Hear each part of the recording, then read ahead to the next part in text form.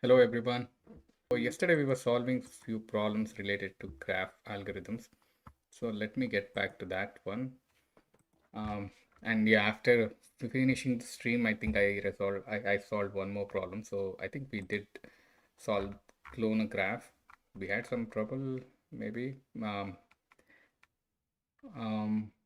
Maybe we had some problem cloning this one, but yeah, we were able to get it to work. Basically, um, we could have done it in a single method since we are passing the same parameter, we could have managed. And if node is equal to null, yeah, I think we could have managed it in the same one. Let me see if I can merge it. um,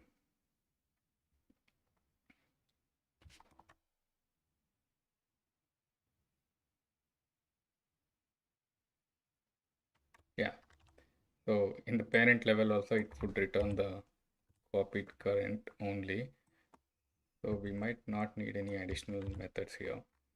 So if the current is equal to null, not the current here in this case, if node is equal to null, then just to be consistent with the name here, node dot value, wherever I have it as current, I just made it as node, and wherever I have it as copied current, I need to make it as copied node. Okay, so if the node is null, then I'm returning null. If the copy map, the map that I have created to manage a mapping between the original node and the corresponding copied version or clone version. Maybe I think make it as clone map or something like that. Clone map, because it says clone node. That is more appropriate, I feel.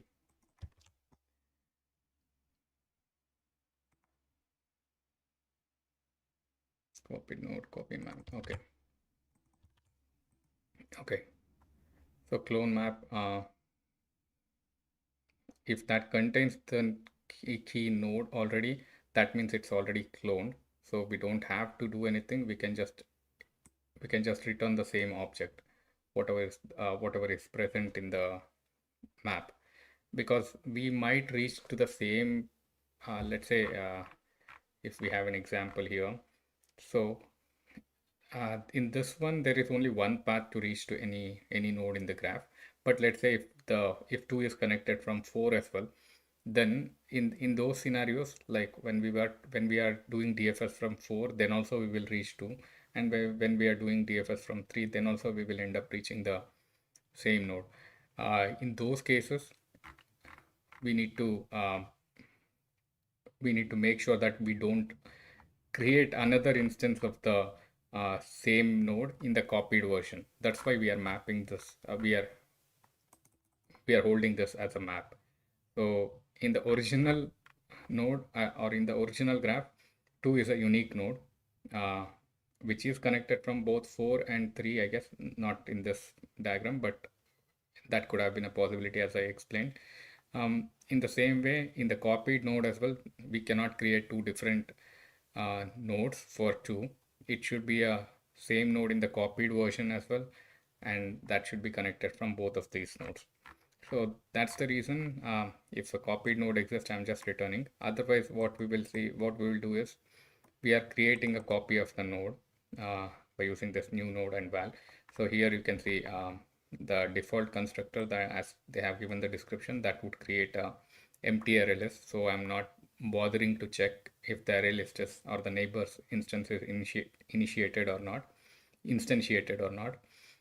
So, and then we are iterating through each neighbor of the current node, and then just adding it to the copied node as well. Copied node dot neighbors dot add DFS travel. So what this DFS travel will do, this one, as we saw, this is the same method. Okay, this should be clone graph, not DFS travel. So what this clone graph would do is, clone graph would copy this neighbor node, and then it will return the copied version of that node as well, as we are returning the copied node. So that would be added as a neighbor for the copied node in this case. Or now, why to name it as copied node, cloned node it should be. uh, just to be consistent with the terminology. Clone node, clone node. Okay, I think that should be good, I guess. Let's see everything up and running. Current, somewhere I haven't. Yeah, so that should be node. Still current. Man, I'm missing all this.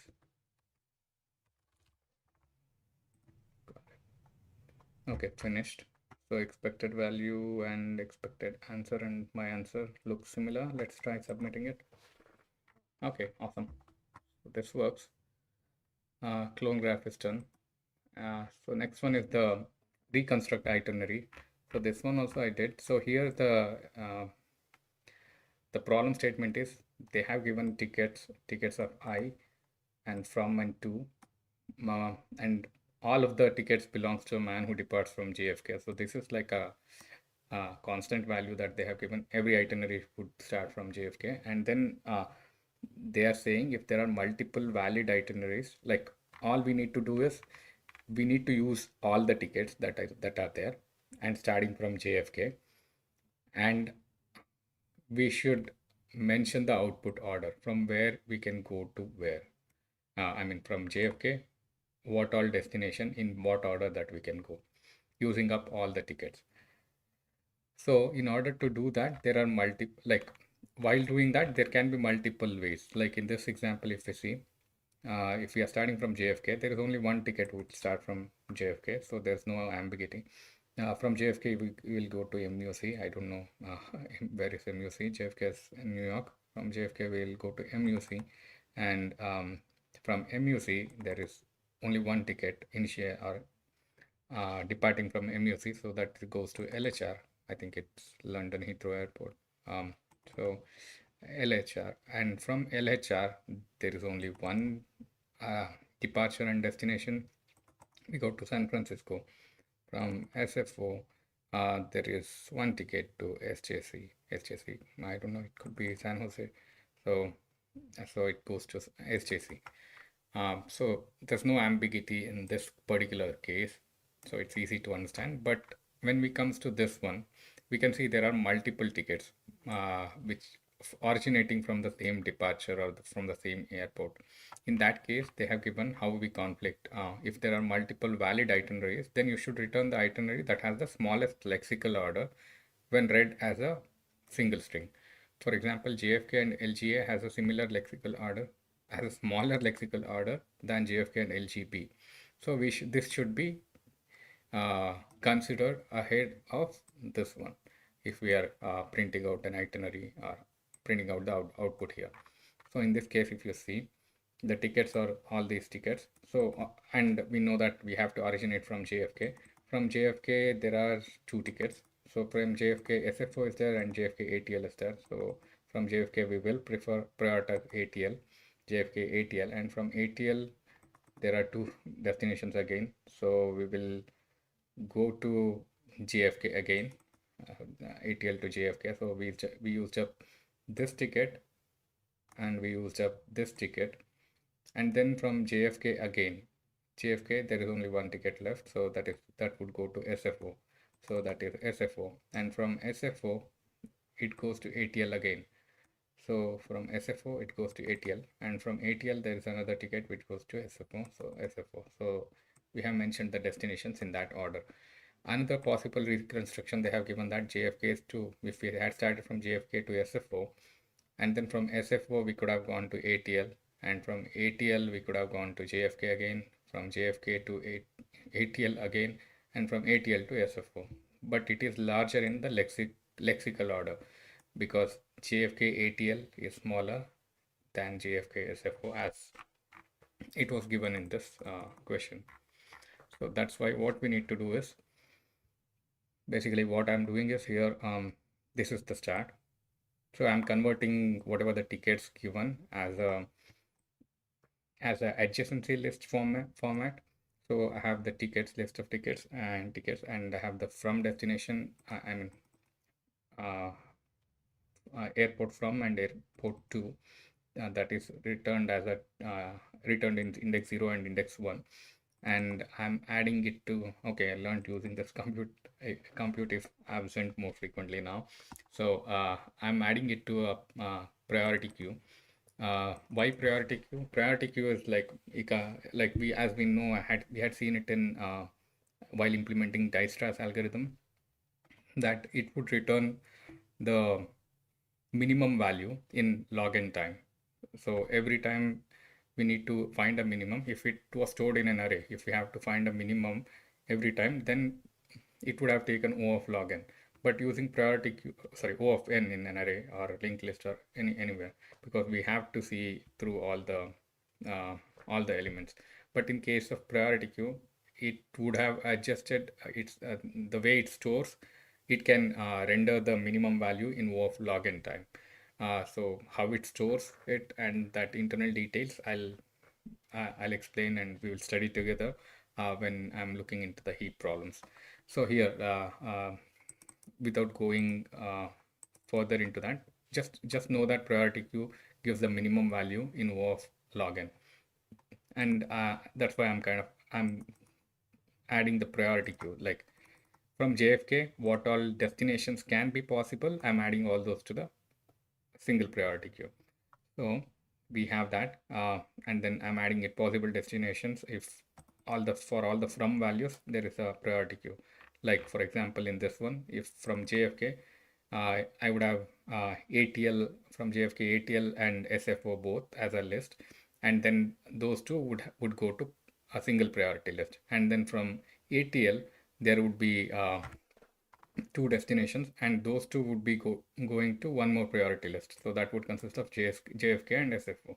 So now if I ask priority queue, okay, I poll the priority queue for the first element out of like by giving key as, like I'll query from this possible destinations map for JFK, and that would return me a priority queue. And once the priority queue is returned for JFK, I'll ask for the first element. So that would give me the minimum possible value, which is ATL in log n time, and I'll use that and try to derive that particular itinerary.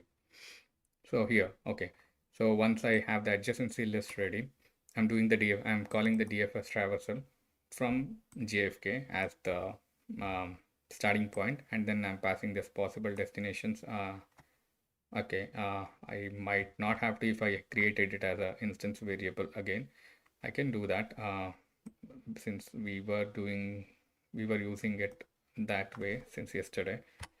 So okay, so let me create a constructor. Um,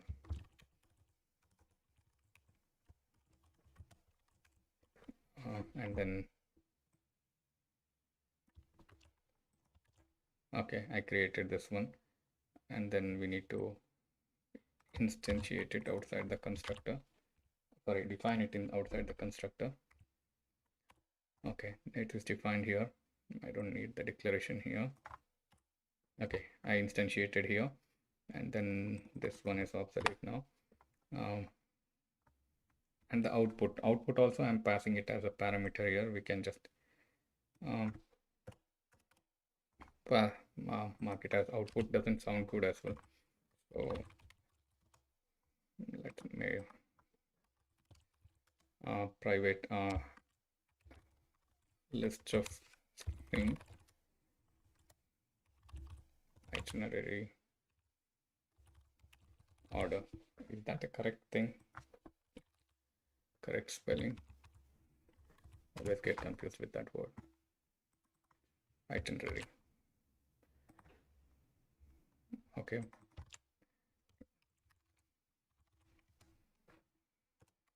Okay.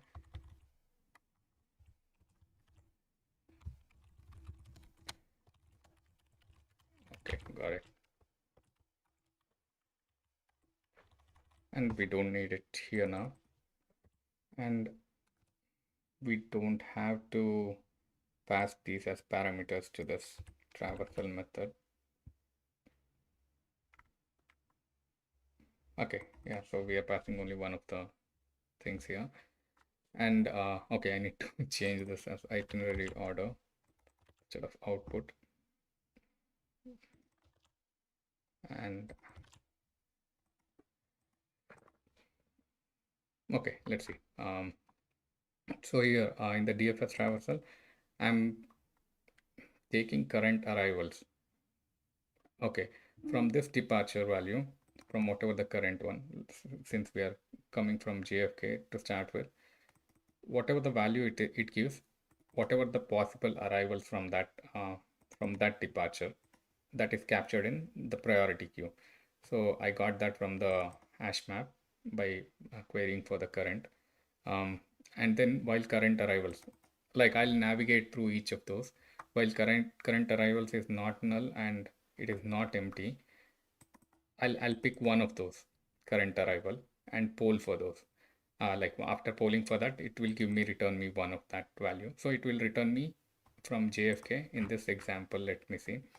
I queried for JFK. It would have stored it as okay. Let me explain it in a better version here. Okay, this is the tickets given. So first thing is I create a um, adjacency list. Adjacency list. How does it uh, adjacency list in the priority queue order? So in the priority queue, it is stored as SFO. So I added this ticket first. Okay, and then next ticket is JFK to ATL. So that would be stored in the priority queue again, but ATL would be stored here before SFO. And then now there is the next ticket. SFO is the arrival. So SFO is the destination. Sorry, departure. So I added SFO in the map as another key value. From SFO, the destination is ATL. So I will instantiate a PQ if like using that compute if absent. I'll create a priority queue and add that ATL. And there is another ticket, next ticket, which goes from ATL to JFK. So in this case, I'll add another key to that map possible destinations. And then ATL2, it will instantiate a priority queue again from ATL to JFK. Okay, there's another ticket which goes from ATL to SFO. Compute if absent doesn't compute newly, but it will use the existing priority queue and add SFO to the possible destination. Now what I'm doing, I'm calling that DFS traversal from starting from JFK as they have given. So in JFK, what it would do is I'm querying for I'm looking up for this all the possible destinations, right? So I got the hash map would return this priority queue for me, and then I'm iterating through that priority queue while priority queue is not empty. So what I'll do is I'll call that DFS traversal first. Uh, like it would return ATL first when I query for the current exactly in this line of code. So in this line of code, it uh, returned both ATL and SFO, this priority queue. And after that, while the queue is not empty, here the current arrival is ATL when it will return the first value. And I'm running the DFS traversals with the current arrival and the possible destinations. So all of that, like current, okay, this is, I removed this as the parameter. So, okay. Uh,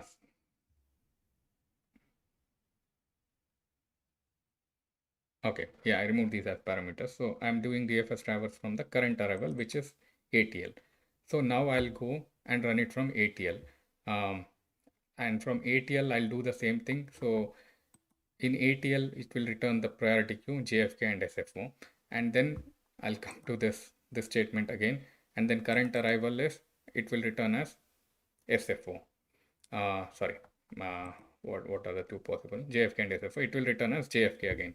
So now again I'll come back and then I'll check this one and then I'll ask for the uh, current arrivals priority queue and I'll poll from it. Already it had returned JFK value. I mean the first ATL value from this priority queue in the first what do you call that? First recursion Now it will return SFO. Once it returns SFO, again I'll call the DFS traversals from SFO for the current arrival. So that would come and get me this SFO's priority queue. Once I come here, SFO's priority queue, that would return me uh, SFO's priority queue is, it contains ATL. It would return me as ATL as current arrival, and I'll try to run the DFS traversal for ATL, and it will come back here and ask for the ATL one. And for ATL, I think nothing is left here. Both the arrivals are done. It will just add the current value to the first value. Like I'm adding it in the reverse order here. So I'm adding it as the first value, not as the last value. Every time I come, I'm kind of appending it to the beginning. So now the ATL value is appended. Sorry, from ATL to SFO, that's the ticket. So the SFO will be appended.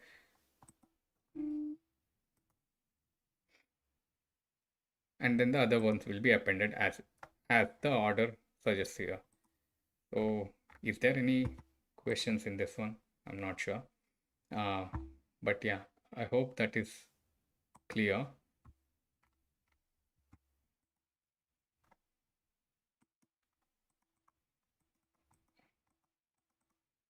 Okay, one of the call stack. I come here with the JFK call stack, and it would return priority queue with ATL, comma SFO, and it would make a call to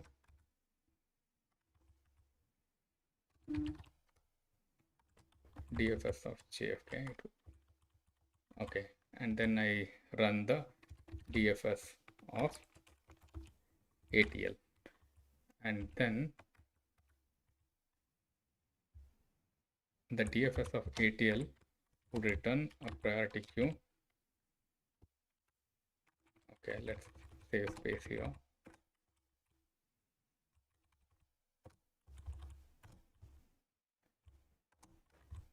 Okay, DFS of ATL would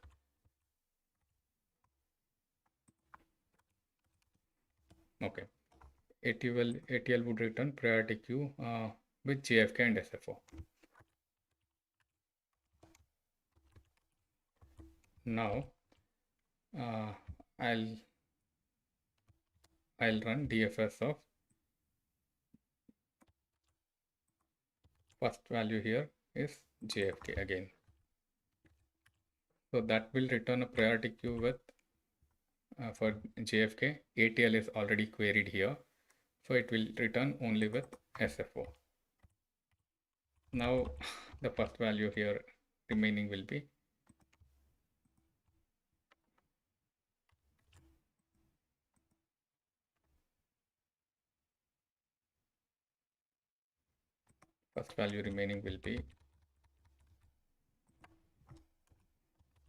okay, DFS of SFO. And for SFO, what's the value? ATL is there. So priority queue with ATL. And now again, it will run the DFS of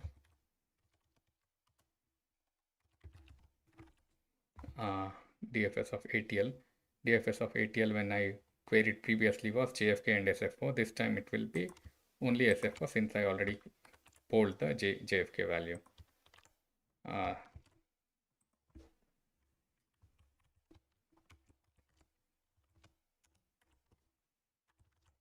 Okay, so now in this case, DFS of ATL would return JFK and SFO.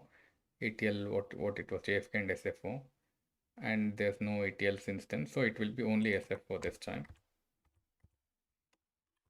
Okay, and now DFS of SFO.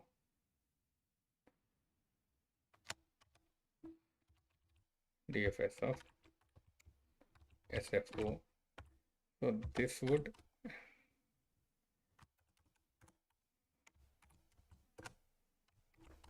return empty priority queue because SFO was called before DFS of SFO. It only had ATL and that is pulled out of the queue already. So now we have only one option, which is yeah, we have SFO was called out when I queried from it. So SFO ATL was called out already when I ran DFS for SFO. So now there is nothing in the list or the priority queue. So now I'm kind of, it is passing by here. It sees that the priority queue is empty and it will just add it to the output or the itinerary order, the current value, which is SFO. So add as a first element, basically. Output uh, output will be just SFO. That's the first element. And then the recursion will end here. And then it will coil back to the call stack above. And that is also, for that also, the output will be DFS of ATL. SFO was called already. So that way, that's why it will append ATL. So when it appends ATL, I am adding it as append first. So append first means it will append ATL first and then SFO.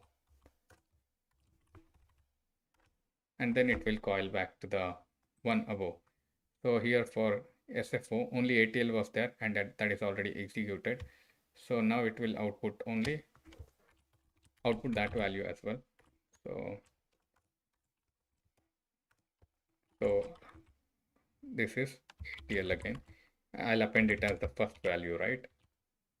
Sorry, this is SFO, the current value. SFO, ATL, SFO. Am I going right? Yeah, it's going right. So yeah, SFO here. So this iteration is done, this iteration is done, this one is done. So it will call back to its parent. Here again, it was only one value, SFO, and that one we have run the iteration here. So we have to print this JFK.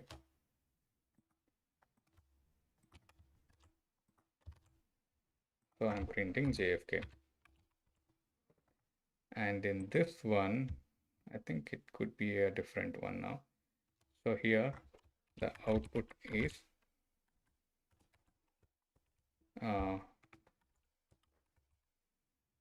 ATL again. For ATL, we called for JFK, and for SFO we haven't called. So it will call, so this iteration is done, this iteration. So we will not append JFK. Let me see. We have to run it for SFO again.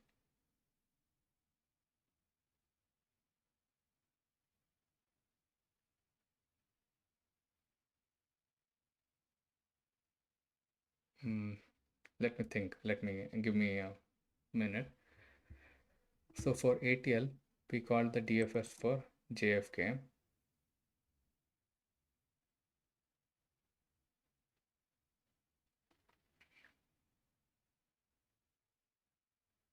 And then we ran through entire JFK.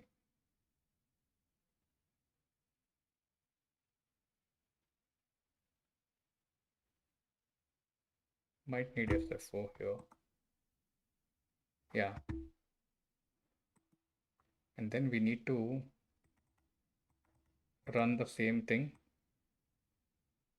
for SFO here. Like once this one is done, so this call stack, how do I represent it? The representation is, okay, let's represent it this way. If output,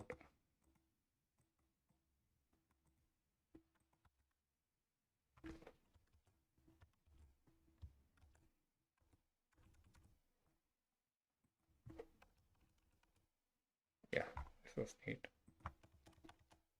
So now again I'll run DFS of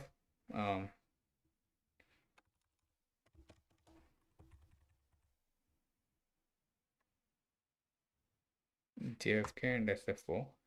So this would run, this has run, we already run the DFS of JFK. Now we have to run DFS of SFO.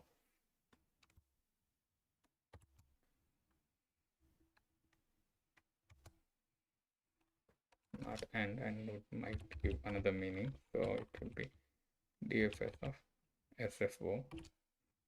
So that would return, like, since it will be run in this reverse order, now SFO, we see SFO, there is empty priority queue. There's nothing in the list. So it would not run any further DFS, but it would skip the DFS. I mean, it would skip this while loop, but it would print the output SFO in that add first current. So in that case, we need to add SFO also as output here. So what I'll do is I'll try to capture it as another line here. I think that is better rather than mixing it up in the same line. DFS of SFO with empty priority queue.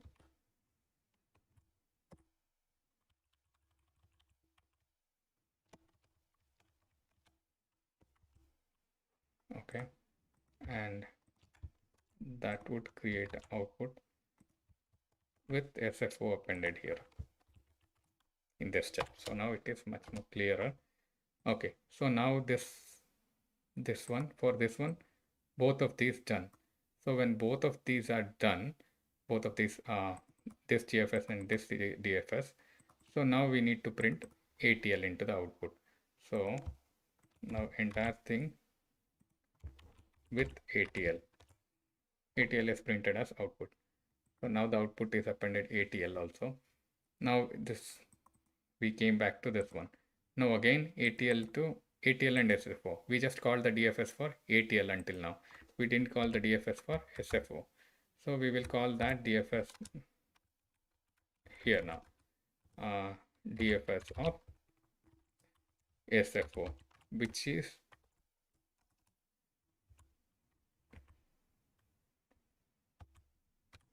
which had empty priority queue, which has empty priority queue. So if it has empty priority queue,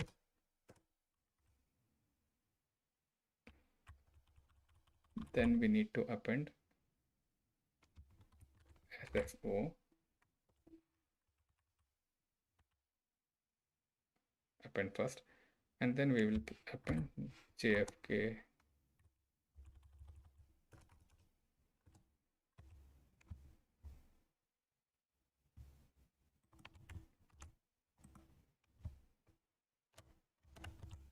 okay output SFO. This is according to me, and then I think I'm seeing that it's going wrong a little bit. My explanation and or the code itself, I'm not sure. And then we will be adding JFK since both are done.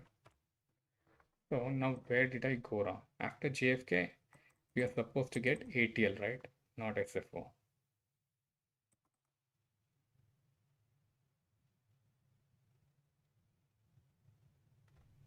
Okay, let's see the output here. JFK ATL.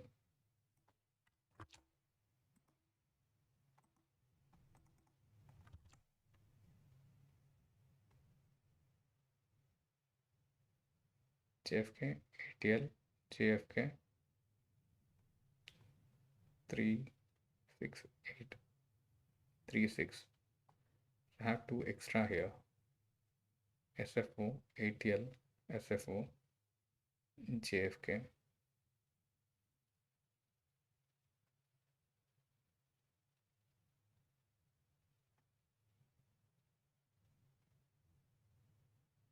Okay, this two SFO should not be appended. So this step is not valid. Basically, let's mark it as red.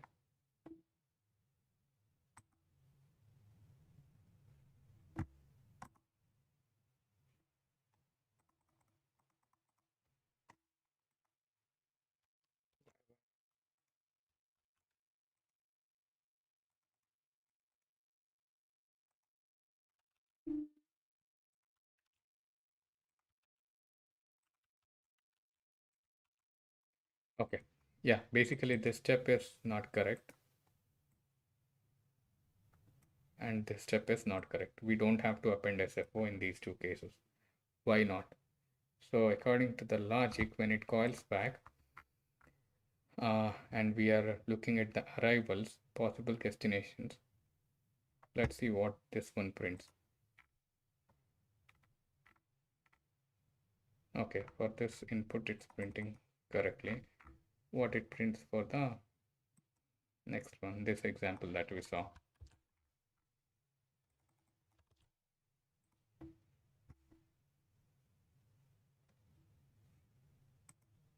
Okay.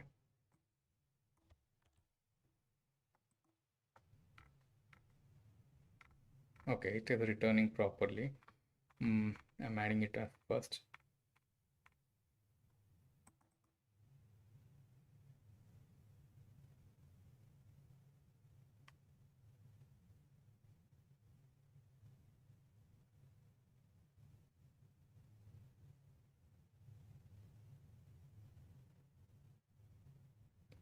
Oh, got it. Got it. So what's happening here is like here for ATL, for let's say for JFK, I polled this one and it returned ATL. And then for JFK, again I polled here, it I have already returned SFO. So while coming back, this would never run. So this step would never run because the priority queue is already empty. So we won't run this statement. So we can remove this one. So now I think we understood the recursion stack better. Thank you to you people that I understood it better. And then once we come back, again it recoiled. And here like we are looking at this TFS stack for JFK, we already have the ATL run. So SFO also run here for this JFK. We queried for SFO also. So this priority queue is empty. So we never run this TFS of SFO again. So this step is also gone. So this SFO is never appended. Only ATL is appended, and this would be just a copy of this one here. And then yeah, 6 elements, it is same as the output here, JFK ATL, JFK SFO, ATL SFO. So this is the actual way it is working. Yeah, so that should be it about this problem. Awesome. Now I have a clear understanding. Thank you. This is the first benefit that I have got from starting the YouTube channel. That's awesome. That feels good. uh, yeah. Mm. So now I think I'm pretty sure submit should work.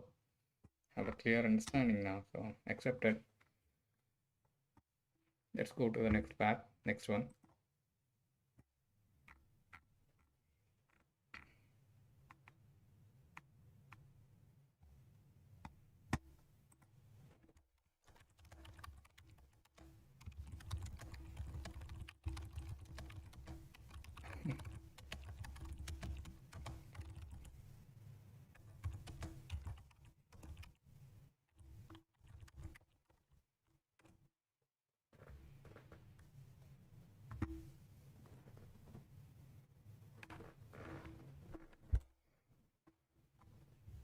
Okay.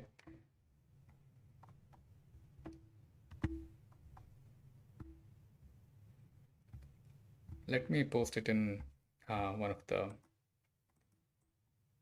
channels now, and then I can come back. I'll go back to the wallpaper screen just for less than a minute, and then we can solve the next problem.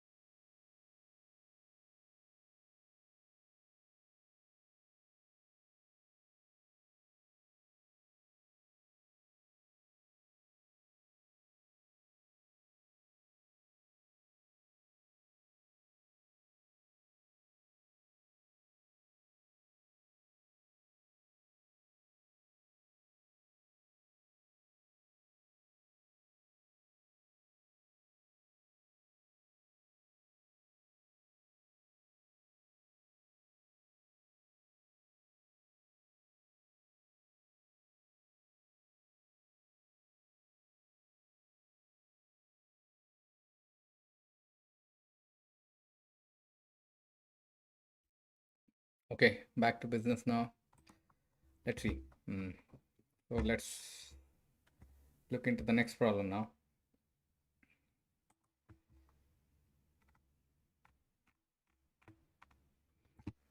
All paths from source leads to destination. So, okay, given the edges of a directed graph where edges, okay, they have given the edge definition. There is a source node and the destination node, indicates there is an edge between A and B, and two nodes, source and destinations of this graph. Okay, determine whether or not all paths starting from source eventually end at destination. That is, at least one path exists from source to destination. If a path exists from source to destination to a node with no outgoing edges, okay, with no outgoing edges, then that node is equal to destination. Got it. The number of possible paths from source to destination is a finite number. Okay. Return true if and only if all roads from source leads to destination.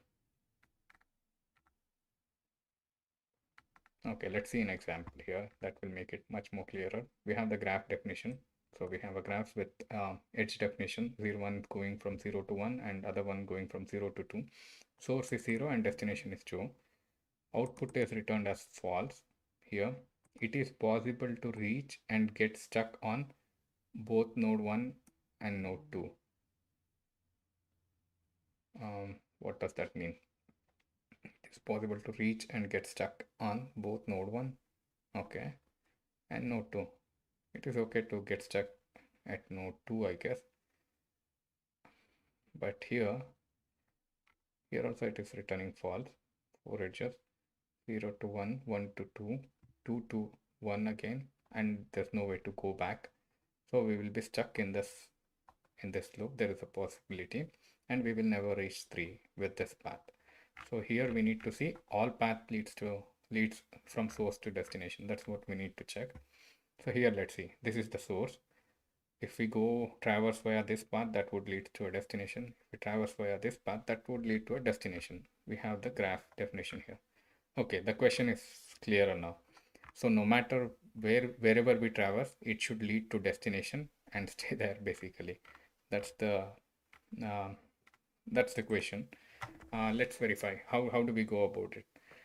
We can do DFS, and then we can make sure each path returns true. Even if there is a single false value, if there's a single path which doesn't lead to destination, then we can return as false. It can be like a sudden decision. If there is a single false, then we can just return it as false. So here in this case, let's they have a edge list from, so we can make it as an adjacency list. Since I'm used to it, even if it's futile, I'll delete it later. So we'll follow the same pattern that we have been following. Let's create a constructor quickly and instantiate an adjacency list. So adjacency list will be in the form of a hash map. So map of, for now I'll create it as integer to integer.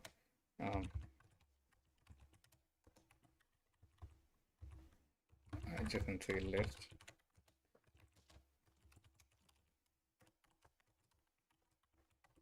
Okay. So, and then I need to fill the adjacency list here.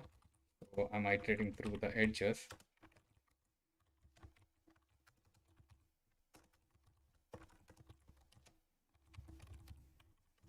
Got it. So here, okay, from node is equal to edge of 0. Just trying to write more readable code here, and this is to node. So from node and to node, and then I need to add it to the adjacency list. Adjacency list dot put from node to node. So if it is a single destination, but it should be a list of integers we defined in the adjacency list. So it should, when it's a list of integer, I can just put it directly. So adjacency list dot compute if absent, and then for the value from node val new array list, since it's a method, lambda method, new array list of integer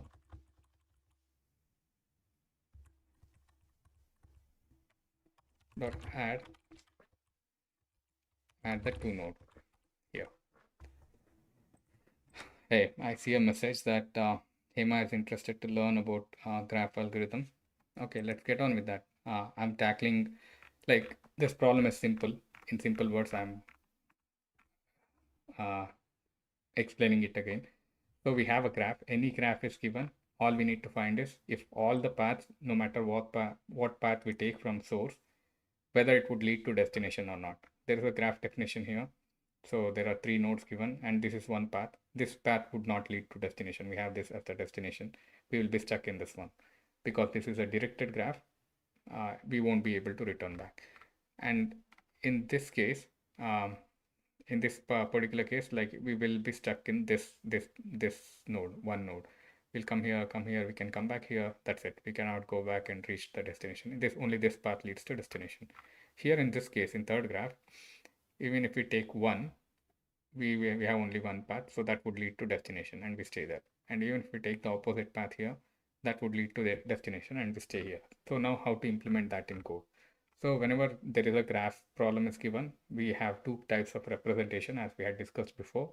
One is adjacency list and another one is adjacency matrix. So adjacency list is a space efficient way of representing a graph and easily accessible as well, since we use a hash map here. So I'm creating a hash map and creating that adjacency list format as of now. I'm appending that node, so we don't need this.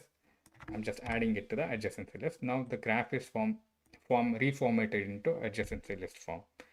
So once that is done, what we should do? We can run, okay, and there's a source is given and there's a destination is given. So what we can do is destination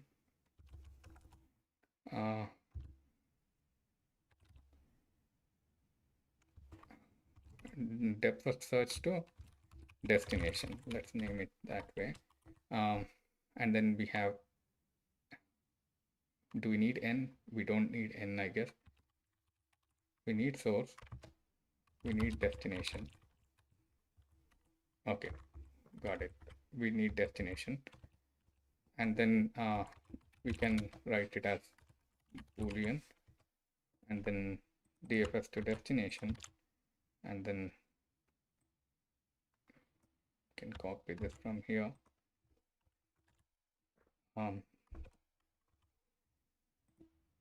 In source and in destination. So once that is done, I'll mark it as current, not the source. So here I'm passing the source as the first indicator or the first value. So from that, all the possible paths, how to determine all the possible paths. So that can be determined by using the adjacency list. So all neighbors can be determined by using the adjacency list. So int neighbors. So we are traversing using neighbor nodes. So how to get that? Adjacency list dot get current. So, and then with the neighbor, we need to run the DFS to destination again. If we do that, we keep on going to the for all the possible paths. Like, since it is a directed graph, we don't even have to see the we don't even have to see the visited. I'm kind of I'm little iffy in that statement, because in this case, like, okay, we will come from 0 to 1 and from 1 to 2. From 2 again we go back to 1, from 1 again we go back to 2. So this keeps repeating. So in a single traversal, we might have to maintain whether we visited a node, because there can be circles. So let's make the mistake and then let's try to correct that mistake. So let's not keep visited as of now. We know that we are expecting that to be an error here. So DFS to destination. So now we need to manage the current and destination. So the current in the next iteration should be a neighbor value and destination is destination and the same destination. So what's the terminal condition here? So if we have reached the destination, uh, if current is equal to destination,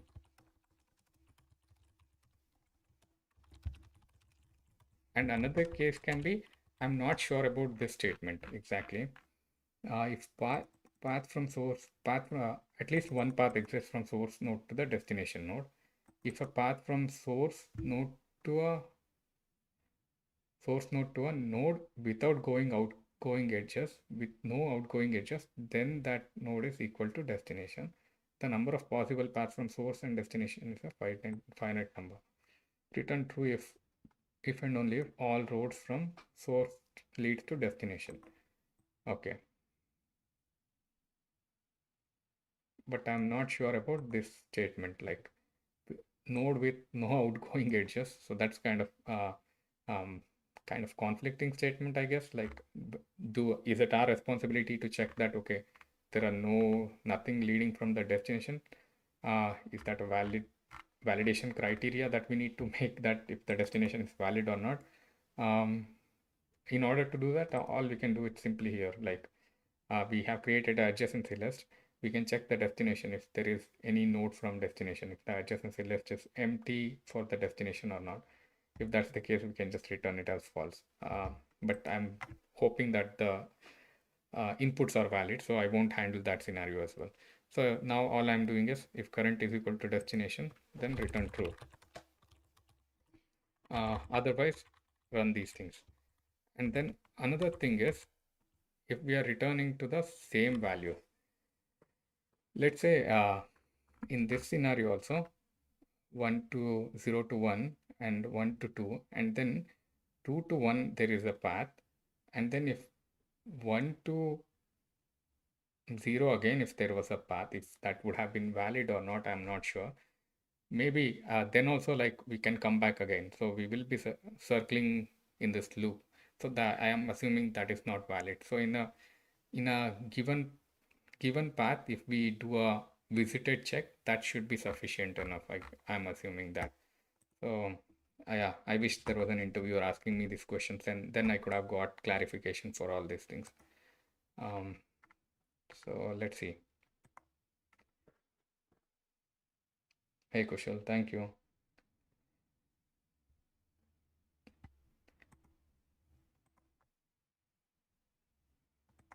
Yeah, so I'm returning to here. Let me run this one. I don't have the visited check, so that conditions should fail. Other than that, it should succeed. Basically, it should succeed for this one. That's what I'm expecting. DFS to destination. And what should I do? If DFS to destination, if that is false, then return false immediately. If that is true, don't return true yet. Return true after all the loops here.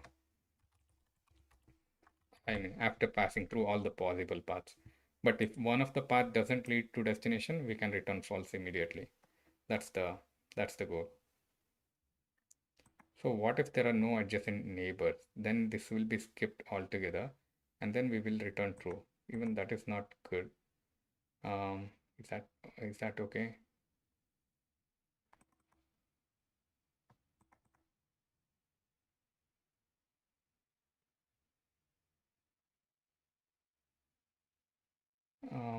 Let me think.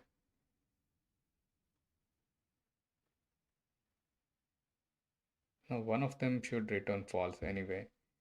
So if there aren't any outgoing paths from a particular node, then it would lead to a false.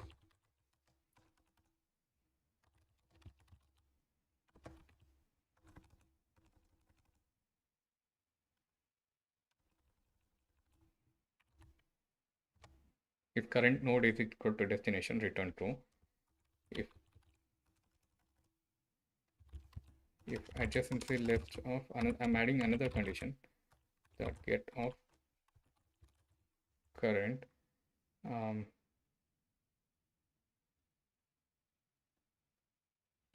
is equal to null,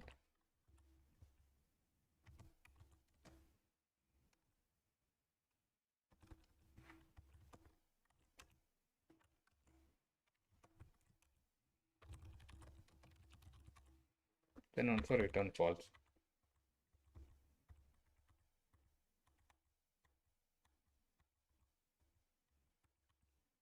Yeah, I think this one looks better. And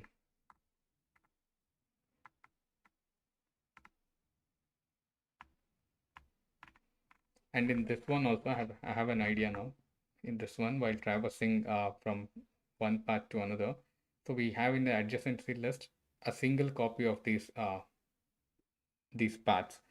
So from 1 to 2, we want it to be traversed only once. So we can maintain it in something like a queue and then just pop it out or remove it from the queue once we traverse this path, so that when we go back, we know that, okay, there is no additional path left in this one. So instead of storing it in a linked list, we can store it. I mean, linked list is, we can give a queue interface there and we can maintain it as a queue. That would be a good idea as well. So here, instead of list, we are maintaining it as a queue here. And then new, instead of new array list, marking it as new linked list of integer, which can be used as a queue. And then here, instead of a for loop, while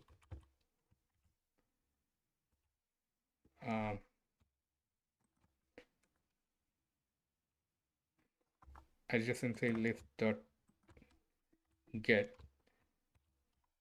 so that would return a queue. While it is not empty, I'm iterating through this one.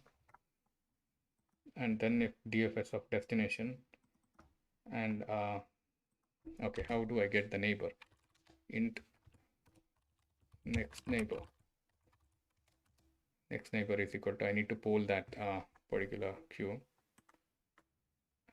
Let's get this one.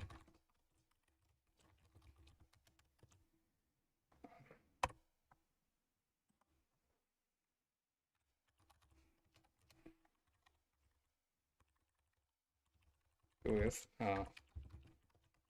possible path or possible next nodes. Let's say possible neighbors.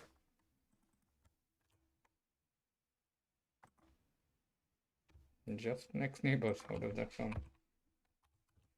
Yeah, that's better. Make sure to have some thought behind naming, otherwise none of the code makes sense. So next neighbors. So I'm doing next neighbors dot poll here. So that would give a next neighbor, and then I'm passing the next neighbor here.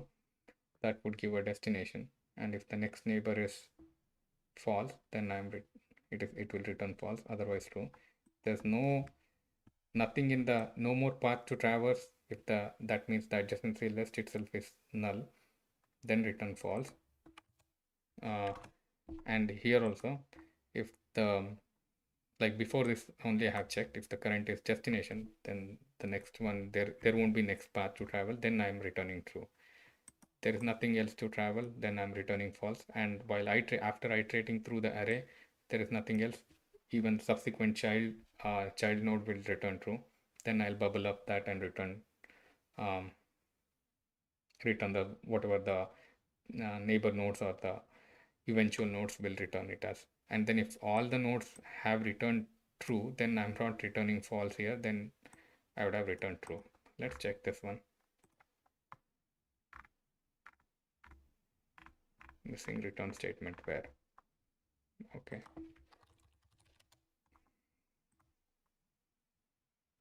Okay, finished. False for this case. That's good. What's the other cases we have? Okay, 3 0 2 0 2. Here 4, this one 0 3, 4 edges 0 3. Let's test for that case as well. This is 4, this is edges,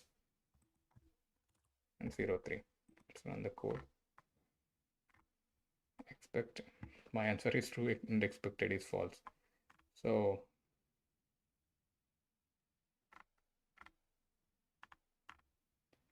why is my answer is true in this case?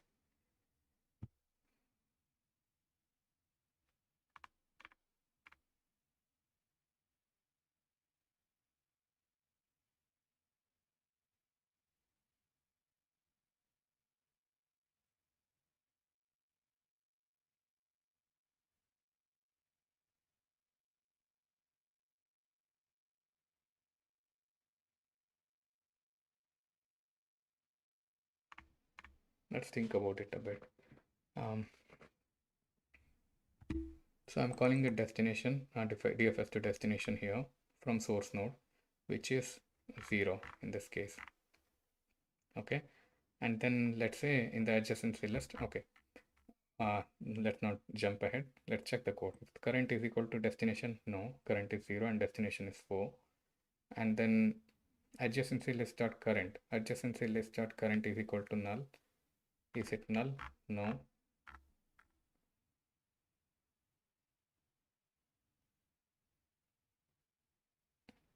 Adjacency list dot get of current.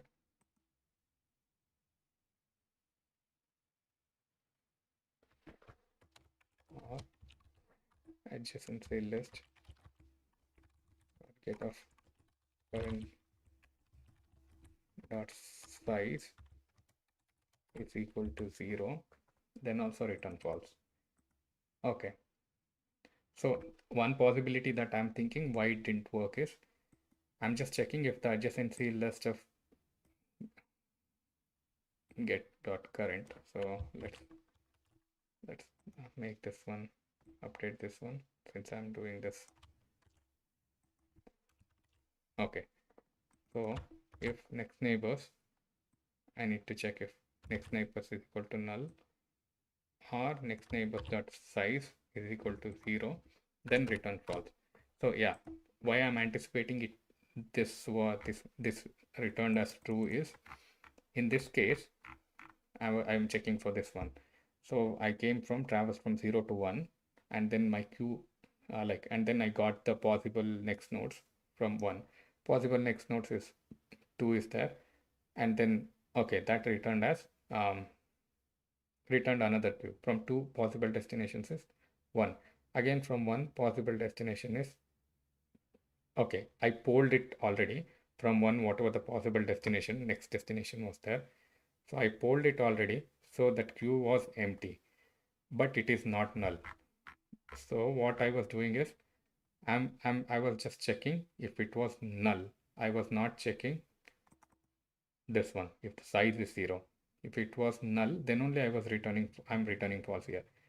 So this wouldn't satisfy because it was not null, but I have a queue which is of size 0. Then it will come here. There's nothing in the queue to go through, and it was returning true directly. So this path returned true, and then this path is obviously true from 0 to 3. So overall it was returning true. Now I'm checking for the size also. So if the size is 0 also, then return false. So that means it should return false. That's my hypothesis. False, false, it changed. That's a welcome change. Let's check for the next one. 4 this graph 0 3. 4 the graph definition is different, and 0 3, and they should return true. True. Let's submit it. Okay, this is another graph here. Is this the first graph?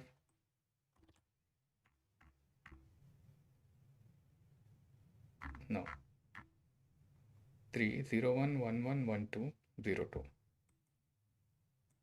Okay, let's draw it here. Okay, I don't like the color, it feels like yellow.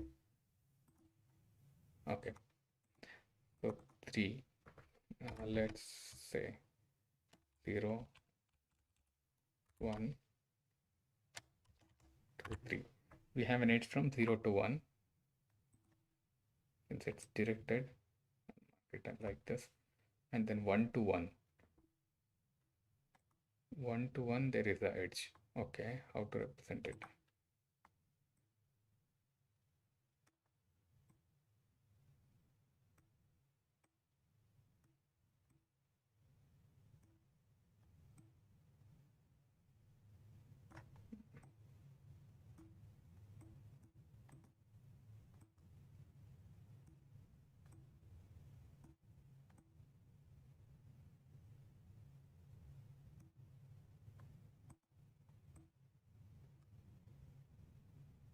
Okay, I give up. Should represent something like this. Okay, it's pointing to this one only, from 1 to 1, and then 1 to 2. There is a node,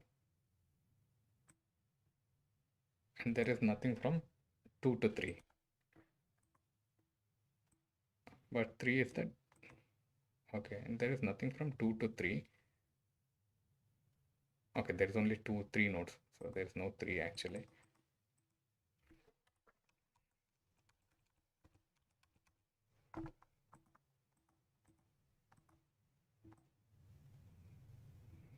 Zero to 1, 1 to 1, and 1 to 2.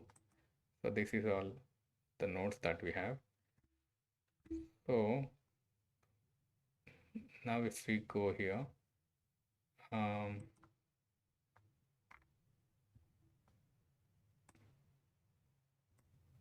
expected is false. Expected is false here. Why expected is false? I am returning true. Why am I returning true? Why am I returning true here? In this case,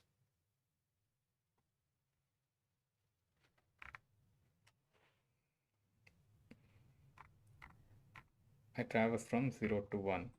Everybody traverses from 0 to 1. That is clear. And then at 1, I see get all the possible destination. One possible is 1 and the other possibility is 2. So now I go from 1 to 1 again, and from that 1 I go to 2, and then from 1 again I do not have anything remaining actually, and it's not destination.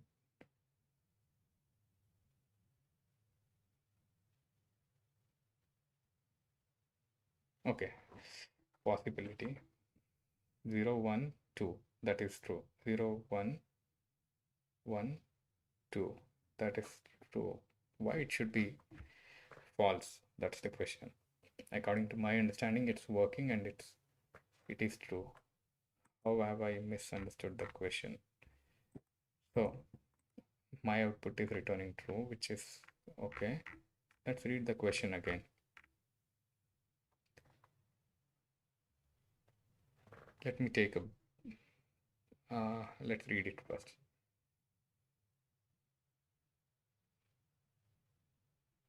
The path is source to node to a finite number. Return true if and only if all the roads from source leads to destination. One path exists from source node to destination node.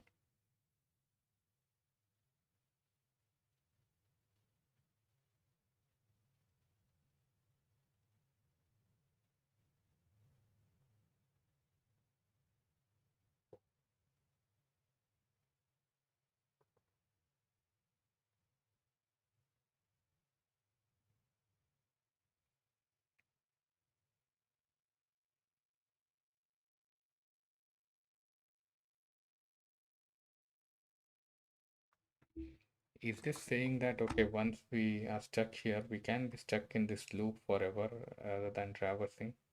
Possible, like 0 to 1 and 1 to 1, 1 to 1. So we might keep doing that.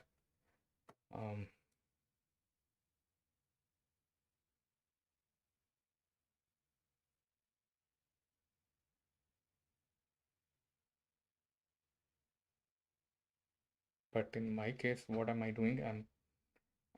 Since I have it in a queue, I popped 1 to 1 after we traversed once, and then the next destination is 1 to 2, and then 2, from 1 to 2 I traversed 1 to 2, so that is done. 0 to 1 was done, 1 to 2 was done. So 1 to 1 and 1 to 2, there were two things. 1 to 1 resulted in this one, 1 to 2 also resulted in true, but 1 to 1 gets stuck in the loop and I'm not accounting for that one. How to account for that one? Since I thought the easier way was like I tried to be smart here, like, and have a queue in order to account for that forever visiting once. So what can I do?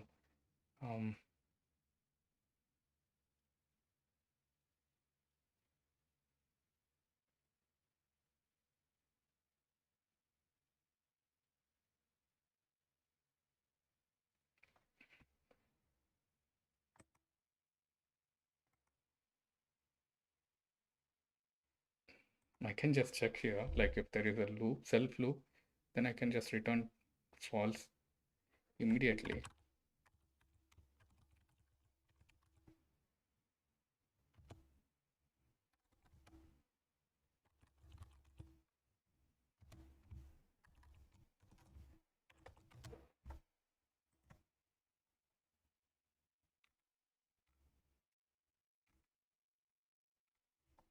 This gives correct one, but I'm thinking if there are any other scenarios. Like this is self loop and this wasn't self loop. So in this case, I wanted a way to go back. And what if there was a way? Then also I can get stuck in this loop, even if there was a way. So what's wrong with this one?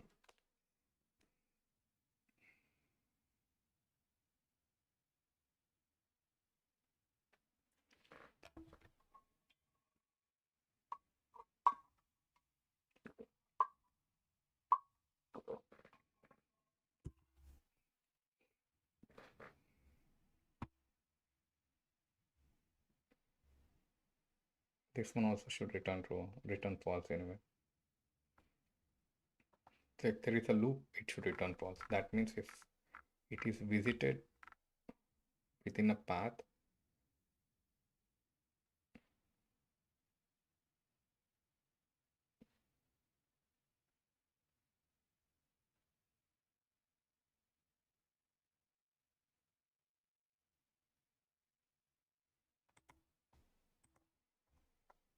okay, let's add a visited.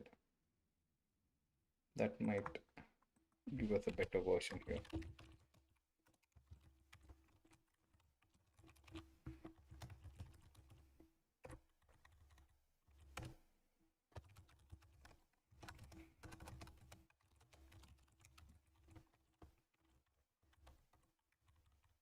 And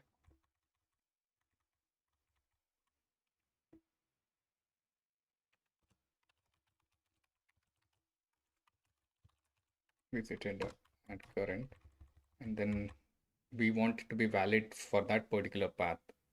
In the next path, from the next path, if we are going somewhere, then we don't want it to disturb us. So visited dot remove current after everything is done. And then if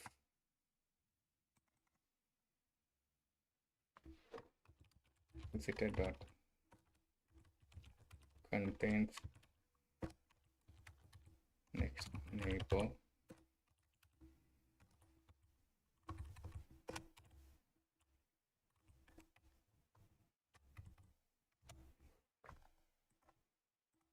and false.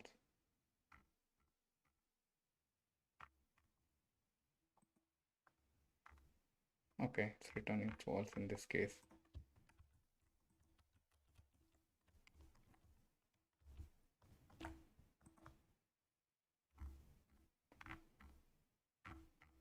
Let's get back to this one. 403. Expected false. This one is false.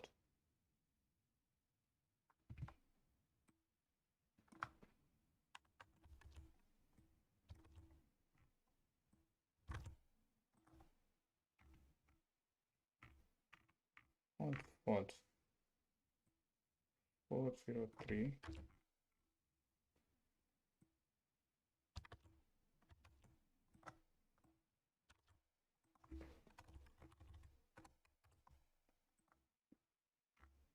True, true.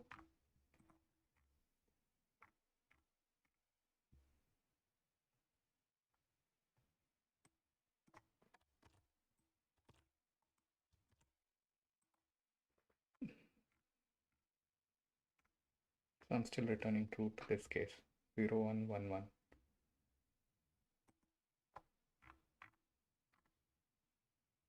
Let's have that scenario. So,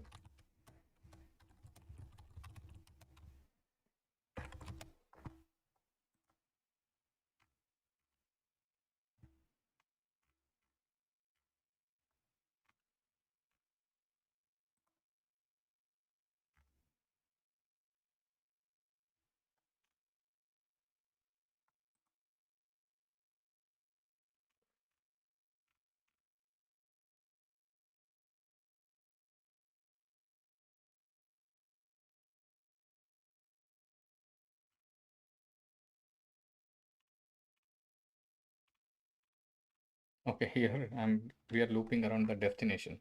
Here one is the destination and the loop doesn't stay in the destination. So the assumption I had made that the destination would be a valid value, that is not correct. So with this one we can check it here only. If after we created the adjacency list,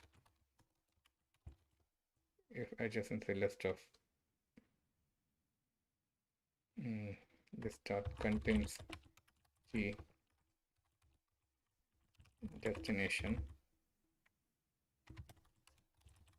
return false.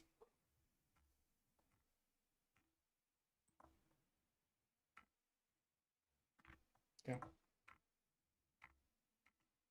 so many scenarios. 504. Let's come back to the drawing room here. What is this scenario?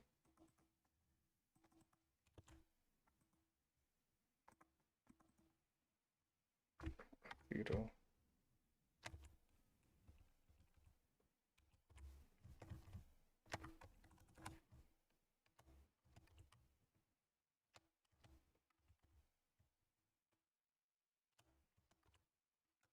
Okay, there are five nodes. 0 to 1, there is an edge. There's an edge from 0 to 1. There is an edge from 0 to 2. There is an edge from 0 to 3. There is an edge from, there are two edges from 0 to 3. Okay. I mean, it should not matter. Basically, it would be a similar path. It would make a similar path, another probability. There is a path from 1 to 2.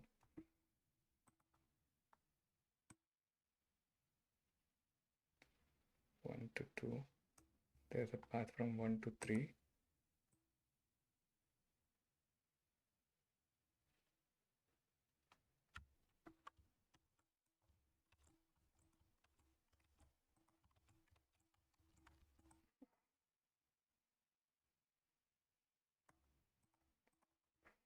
Okay.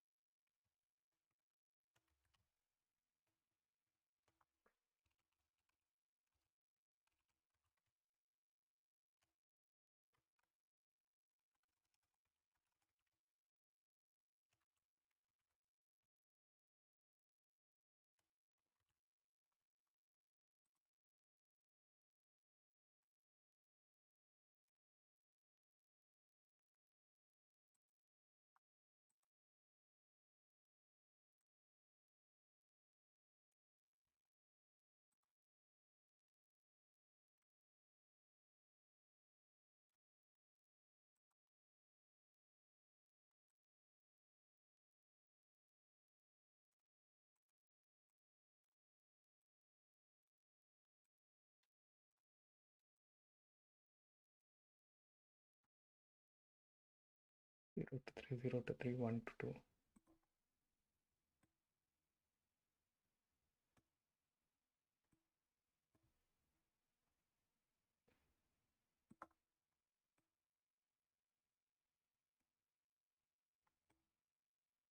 One to three, 1 to 4, 2 to 3,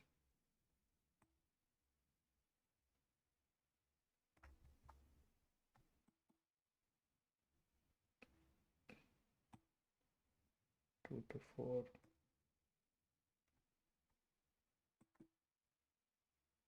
3 to 4.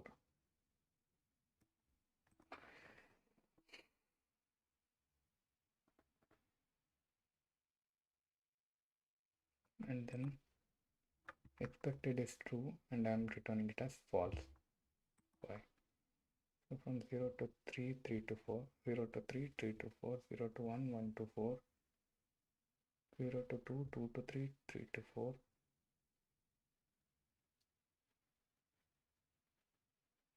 Yeah, everything should lead to this one.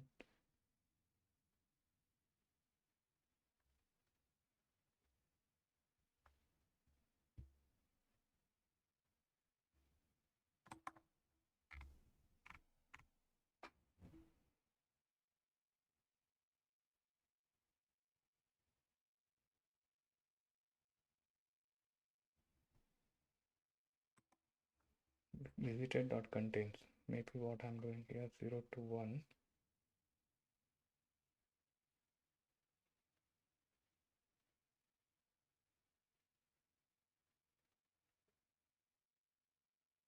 1 to 2, 2 to 3,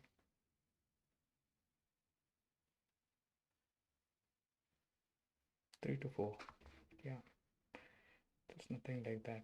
There's nothing like that. 1 to 1.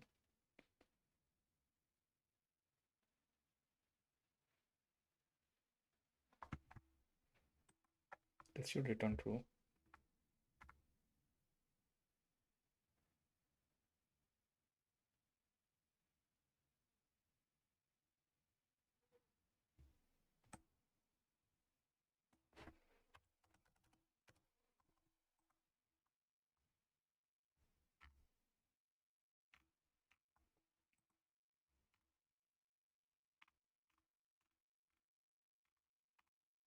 Even now it's returning false. So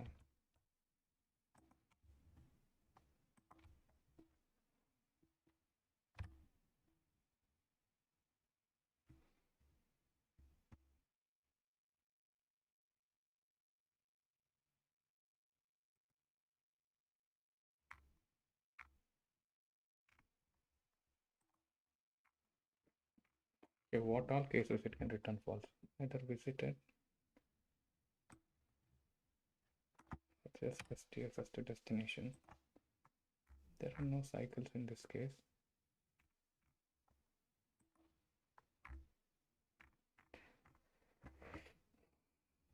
Where is it getting missed out? You need visited here. Oh, it's not anyway. It's not impacting somehow.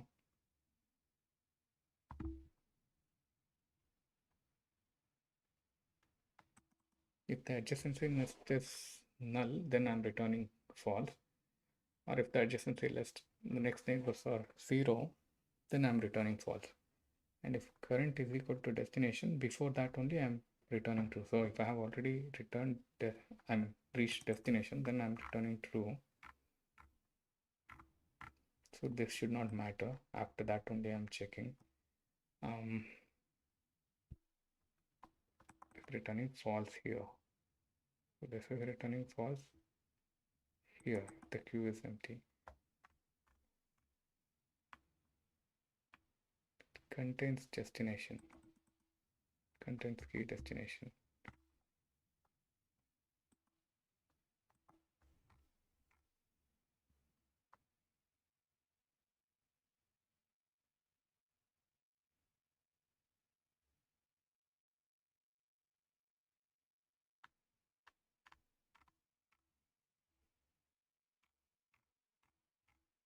Okay, time up. Let's see where I'm going wrong.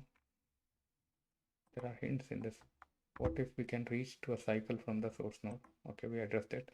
Then the answer will be false because we eventually get trapped in the cycle forever. What if we can't reach to a cycle from the source node? Then we need to ensure that from all the visited nodes, from the source to the unique node within degree c is equal to 0 is the destination node.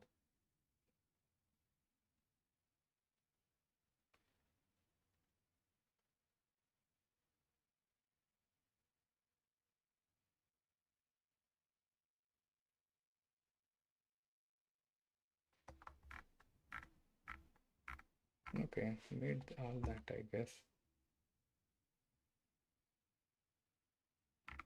Why is this returning false? That itself is puzzling.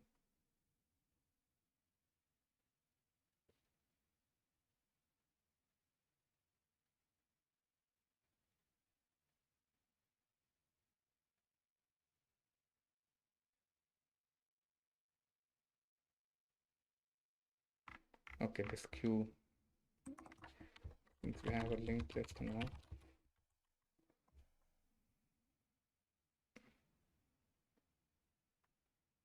let's make it as linked list only.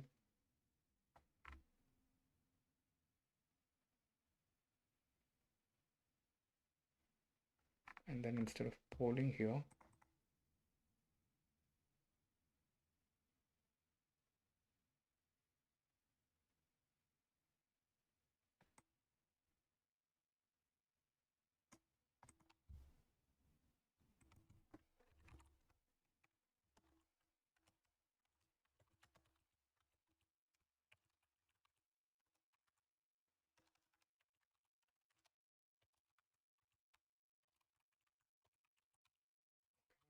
next neighbors.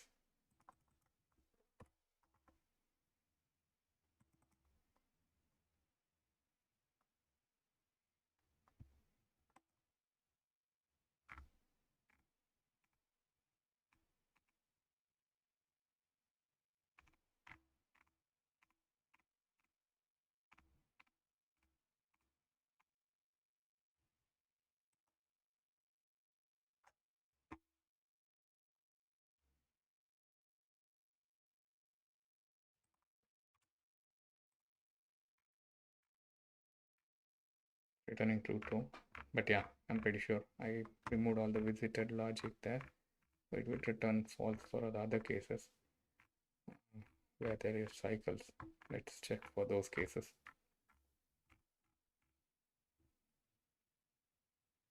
This is no cycle. This one is the cycle one, right? Okay. 403. So now since I removed that true logic, this should return.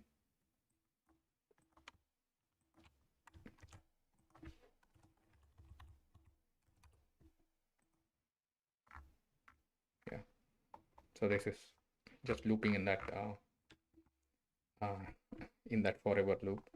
So visited, current visited. So now I will check if visited dot contains staying aware of your problems is the key. Your mistakes also, like whatever the mistakes or whatever the cases you need to handle, that's important to note in your mind. You can get back to that anytime.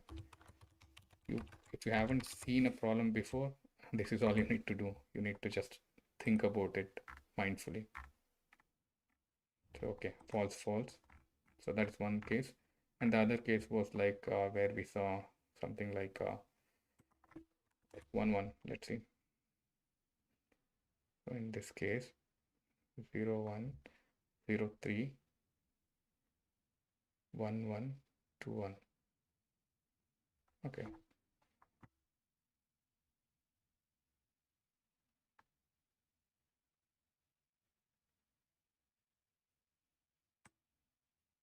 One one 1 3. Let this one reaches the valid destination, but still there is another thing which keeps looping forever.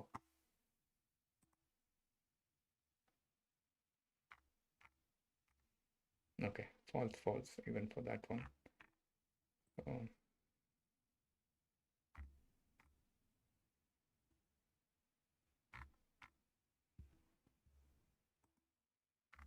Time limit exists for this. Oh man, so many scenarios, corner cases in this.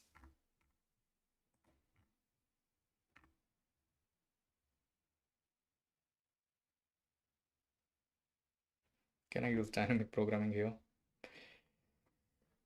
Maybe I can.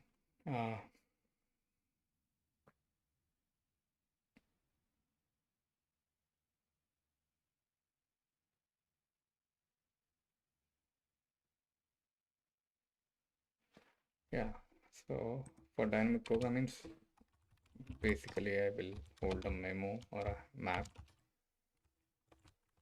of integer to boolean um, destination with.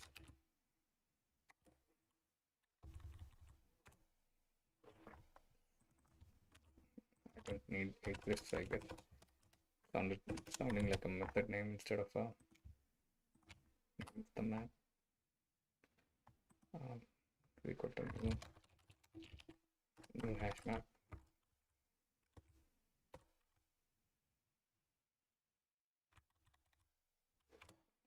So here,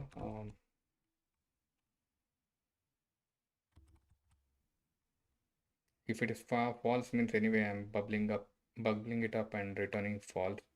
So I don't have to save it in the memo anyway. So, but here, if it is true, then path to destination, let me name it as memo dot put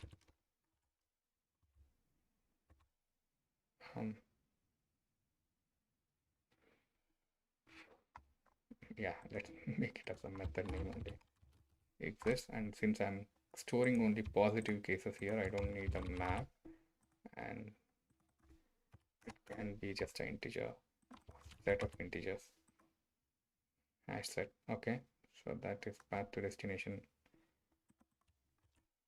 exists. So this is like a map dot add current,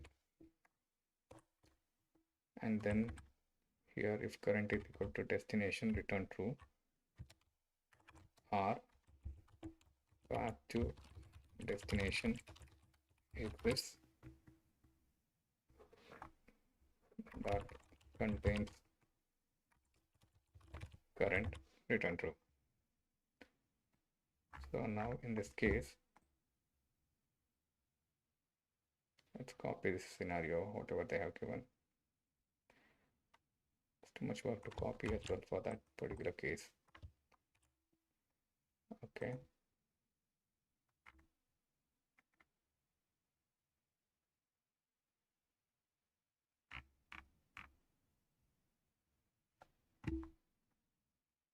Path to destination exists.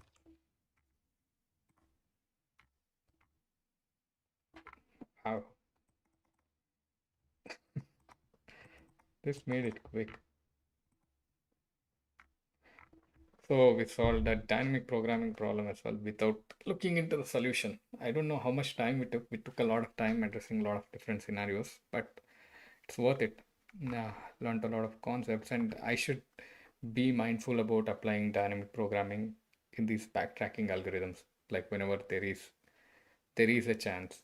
Um, what was happening? Why it gave time exceeded was like there might be repeated computations. Like for example, if there is a graph which is like let me okay, this was one of the worst representation or most confusing representation, I guess. Let's remove it from our memory. So let's say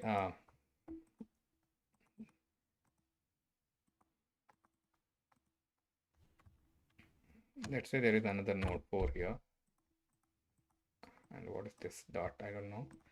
Let's see, from 1 to 4 there is a path, from 1 to 2 there is a path. In simplest way, if we have to mention, so and then let's say from 0 to 2 also there is an edge. So now let's say we came from 0 to 2 and then we traverse from 2 to 4. That means from 2 the destination exists. Let's forget about this one. And then we came from 0 to 1 and then 1 to 4 also the destination exists. And here, let's add another one here. So we check this one, 0 to 2 destination and 2 to 4 destination exits, 0 to 1, 1 to 4 destination exits. And there is another path 0 to 2. And then we are going from 2 to 1 again. And we already know that from 1 there is a path exists for destination, but we are traversing again. Let's say this is just one node traversal, but if there are like the number of nodes are like as much as what we tested here, then there can be so many repeated computations. Like if we have to traverse 100 more nodes in order to determine that from one again, whatever we had done, and if we have to do it 100 times rather than just one incoming node, 100 incoming nodes are coming into this one, then there is so many repeated computation that we can save on. We know the result, and also the same thing is repeating from 1 to 2. We are going, we know that there is a destination exists from 2 to 4. We already computed. Why we have to recompute again? So that's why keeping it in a memo help. That's what I did here. I kept it in a hash set if that is returned true. Why I didn't keep the negative cases, why I didn't maintain a map in this memo, because if it was a false, then I'm returning false immediately. Like even if there is a single false, I'm not computing any further. I'm just bubbling up that false over the recursion, and I'm returning false immediately. So I don't have to do that. But if it is a true, then I need to check true for all the paths. So uh, to avoid repeated computations, I'm keeping it in this one. That's a good learning. Thank you. Let's move on to the next one now. I think we are done with these problems. So uh, this is good. Go back to the previous and see if there was anything better in the existing one or anything different.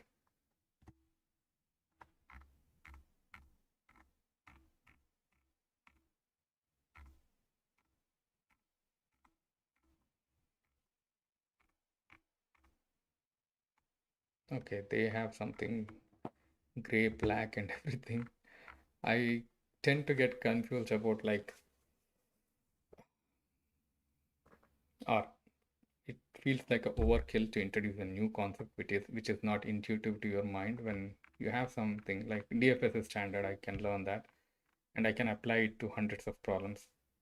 Dynamic programming is standard, memoization I can apply to hundreds of problems. I don't want to add something which is not necessary, but let's keep open-minded. Let's stay open-minded and let's look at it if there is any advantage to this one, this approach. Let's try boil down the, okay, I'll see, I'll take a look at this one in a break, and then I'll get back to you guys if I see any benefit in this approach and if I'm going to learn or if I learn it. Otherwise, if I don't see any benefit or optimization using this approach, I'll stick to the most intuitive approach that we just used to solve this one. And we optimized it using dynamic programming. We addressed the, what do you call that, cycle scenarios. Yeah, everything is here. Let's see. I'll take a break, and then in the meantime, I'll try to read up about this one as well.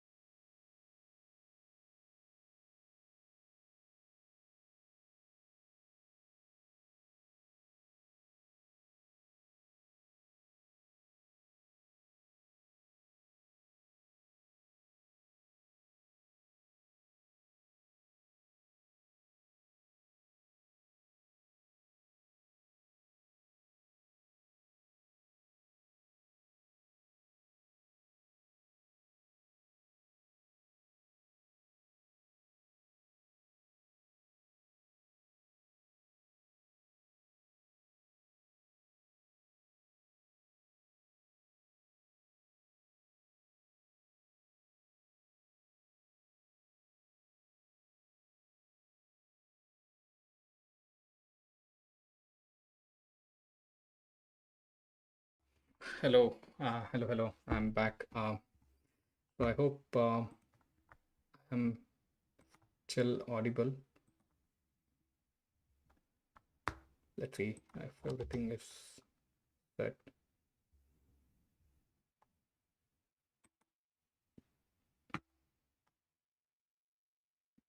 Okay. Uh, let's get back to it. So before going for the break, like I think I had solved this problem in my way. Uh, like how did I solve in my way means like I used DFS. In DFS, like I checked if the destination has any loop and returned false, that as a prerequisite condition. And then here I checked if the destination, if we reach the destination, or and I also used memoization, like concept of dynamic programming, where if I have figured out that from particular node a path exists, and then if in the subsequent paths, if I'm coming to the same node, then I don't have to recompute it. I can just return it as okay, it exists, and return true. I'm not storing the false values, because whenever we encounter a false, we are returning that the all path doesn't lead to the destination like instantly, and I don't even have to memorize it. So I'm just storing if only if the path exists. And for the visited node, how I am managing is uh, in a single path, like in the like here in the single DFS, I'm adding the um, current node as visited, and then I'm removing it from visited once that iteration is done. Let's say if I'm coming from a different path and if I encounter the same node again, so that it is not marked as, it should not be marked as visited. That's the reason I'm removing it. But if that happens as well, uh, I think I will return it as true already. If it, I mean, it has to encounter it as true, I guess. So since I have memorized it, other if it was false, I would have already returned false, and I would not come to that cycle again. If it is true, then I'm returning true here. I might not need to remove it, uh, but another case is if the visited contains the next neighbor, I'm returning it as false. Another case is if it is not from another different path, but if it is from the same path, like if I'm still exploring a path and haven't reached the destination, and if I encountered another node, and if I from another node, if that leads back to the same node that we already traversed in the current path, that means we are in a cycle, and the prerequisite condition is there are finite number of uh, paths that leads to destination. So if it is a cycle, means there can be infinite paths that leads to the destination. So we will return false in the in the meanwhile, if the visited node is already like entered again. So that's the reason we need to keep this one. Um, Here we don't have to, because we are returning it here if we encounter it again anyway. But yeah, it's a good practice. And what's the approach here? I just went through it once. So here, as explained in this book, Logic, this is like a master of everything for everything related to algorithms. So, uh, according to that book, uh, it's a good strategy. Like if we haven't visited anything, then that means the node is represented as white. But if we are processing some node, if we are in a current, like if we are visiting that node, let's say I'm in a current node, let's say it's 3, I'm still executing that path. From 1, we went to 3, and from 3, we went to 4, and 4 is black, we can go, still go. But if it is something which is gray, gray means I'm still visiting. If this some other path leads to gray again, that means we are in a cycle. Then we don't have to we can return it as false, saying that okay, it's in cycle. So instead of maintaining that this visited and current and removing that by ourselves, we are just marking it as white, gray, and black. White and black means we are in a terminal condition. Like white means it's not even processed once. Gray means we are still under processing. We haven't finished processing it. And in the meanwhile, if we encounter the same thing, that means we are in a loop. And if it is black means we have already finished processing and we can take it up again. We are free to take it up again. So now here, if we maintain this color status, then we should have marked it as gray here, and we should mark it as black here. And if here we should check that if the node status is gray, then return false. That's what I assume. I haven't looked into the code, but I just saw that one, that concept, where it came from. Okay, we can see that, okay, the color is gray here, and we are marking the color black as we assumed. And if status of node not equal to null, the state is gray, this is backward edge, and hence it creates a loop. Okay.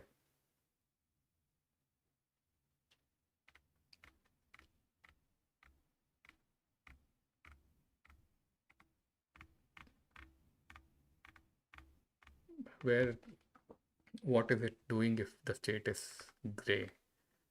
If the states of node not equal to null, return states of node is equal to color start black. Okay.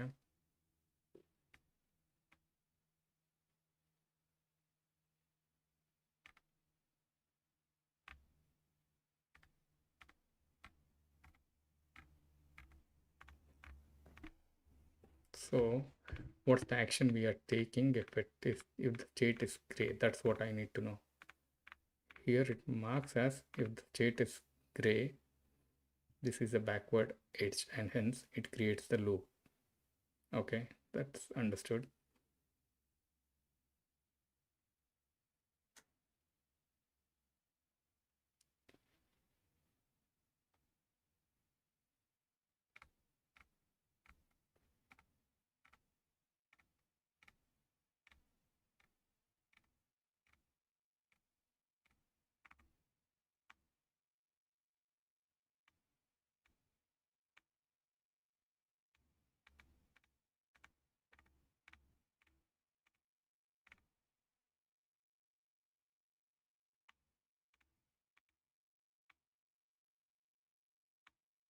Okay, yeah, sorry.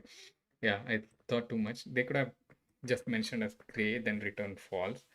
So what they are doing is if the states of node not equal to null, then they are checking. If it is not null, the states of the current node should be black, then only it will return true. Otherwise, it will return false. If it's already visited, then returning it as true. Okay, so that is kind of cool, I guess. Like if it's already visited, then return it as true. That means, so I'm maintaining two if the path to destination exists and if it is already visited. So two different things. So if it is already visited, then what I could have done was, like, if it's already visited, then okay, uh, I'm marking it as path to destination after it is done. So if the combination of both exists, then only it is like black. Otherwise, if it is still visiting, if only this is marked and if the path to destination is not marked, so then it will return false. So which is gray. Okay, this is cool actually. I like this representation as well. Marking it as gray and black as the color. So enum color, gray and black. I can implement that one quickly as well. So in my solution, without changing much, you can see.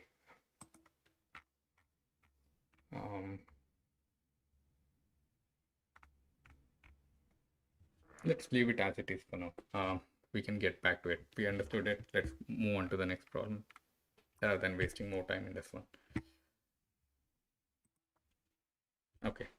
Breadth first search algorithm. We had seen the breadth first search.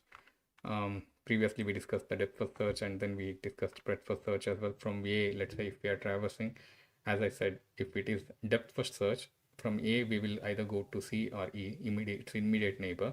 If we go to C, then we will traverse further and go to D. And if we go to D, if we will traverse further and go to B, and then to E, and then back to A. So that is depth first search traversal. If it is breadth first search, then after A, I'll add both of its neighbor to a queue, C and E, and then I'll take the first neighbor from C, and then I'll go to D, and then from the second neighbor, I'll go to B. So we will go level by level rather than going at once to visiting, I mean, going in deep with all each and every nodes. So that should be it.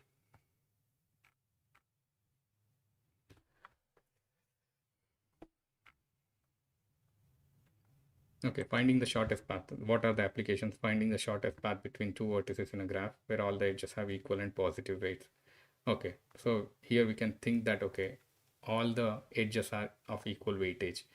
So if the edges are of not of equal weightage, then we can solve it using Dijkstra's algorithm. We will find the best possible path or the shortest distance path, and then we will move on to that shortest distance path from every node. So yeah, we will go to the Dijkstra's algorithm problems as well. But yeah, let's go through this breadth first search fast. Traversing all the vertices breadth first search. So it takes O of V plus E and O of V space complexity. We had seen this explanation as well. And then shortest path between two vertices breadth first search. The same thing. The shortest path in order to figure out the shortest path when the weights of each edge are equal, then we can opt for breadth first search. Find if the path exists in graph. So this one we can use either depth first search or breadth first search, since the worst case is O of V plus E for both of those. But it's better if we go from usually people or usually, even though worst case scenario is same for both, but the average case scenario, if it exists right next to the node, if we take a separate path, then there is a risk that, okay, we will traverse millions of nodes before even get to that immediate neighbor on the other path. So we usually opt for breadth first search to see if the path exists. So 0 to 1, 1 to 2. Okay. There are two paths from vertex 0 to 2. Okay, the exists, it is marked as true. That's it. And n is equal to this. All these edges are given. So here it's a disjointed graph, and there are no paths from index to this one. I think we solve it yesterday? I don't remember exactly if we solved it in live stream or we solved it using DFS, I guess. Yeah, we solved it using DFS. It's the same problem. We can solve the same thing using BFS as well. So here we can comment this out actually and solve it using BFS. We can comment the whole thing. Let's comment this part, valid path. And let's keep our DFS approach commented out. And let's just try to solve it using this one. Okay, the graph, I created the graph, I have represented the graph using adjacency matrix. So all that is same.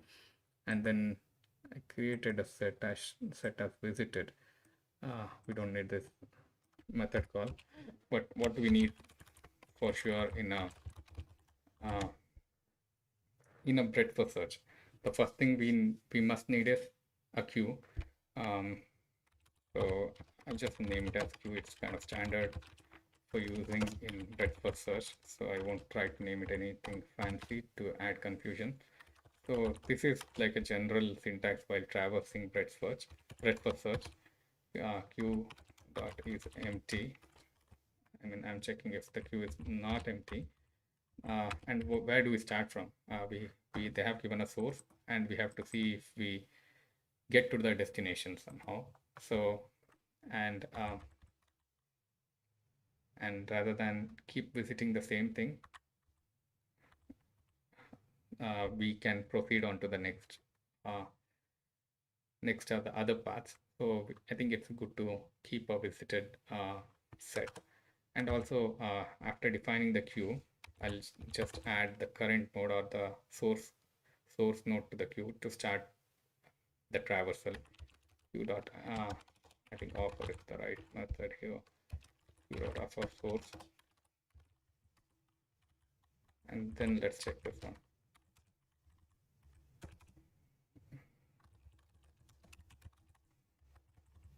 Here within the queue, I'm checking, like if we get to the destination somehow, then we will return it as false. If we don't reach the destination within that traversal, then we will return it as true. So the current node, let's mark it as int current is equal to, let's poll that queue for the current node. And then once we have that, we need to check all the neighbors. So for int neighbor, and then how do I get the neighbor? Graph.get the current node. So I'll get all the neighbors. I'm iterating through those, and then I need to add the neighbor to this queue. Queue.add, and then we will do the same thing here. What's the terminal condition? If we encounter if current is equal to destination, that means we have reached the destination, then return true. And also, to avoid loop, we need to mark it as visited.add current, and then here, while adding it to the queue again, if not visited.contains neighbor, then only add it to the queue, so we don't have to traverse through the same thing again. Let's see if this would work.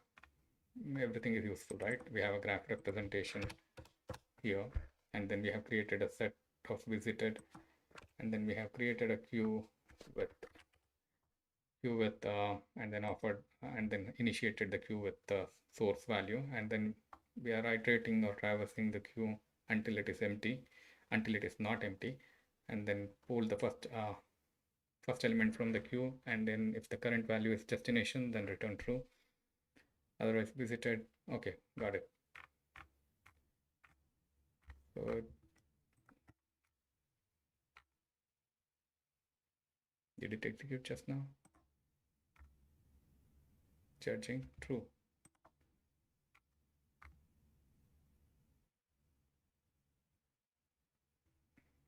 Okay, time limited. Time limit exceeded. So is there any way I can optimize it? So let's see. Let's copy this.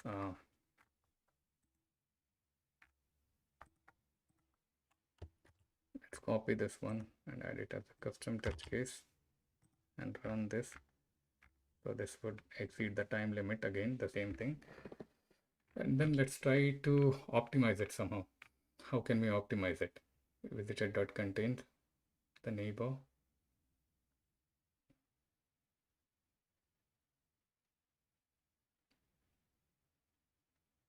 How the time limit is exceeding here? I'm not computing any repeated values. So it should go level by level. So I'm adding it to the queue and add.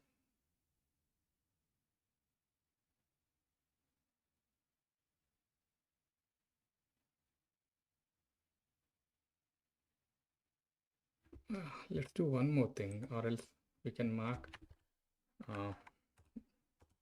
this one as visited.add source, and then we don't have to add it here. Current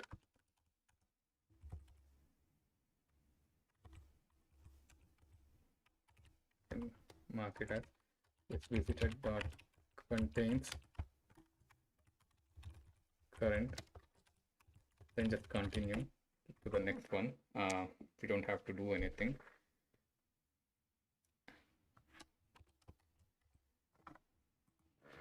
And here, if not visited, then only keep adding. That's what I'm doing. Rather than doing that, I can mark it as visited here. I marked it as visited outside only, so I can mark it as visited here.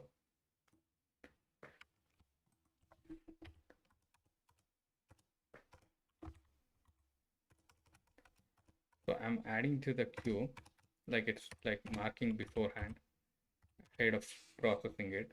So visitor.add. Okay, this will avoid duplication in the queue as well if I do it this way. And then I can check if the visitor.contains current, then skip it.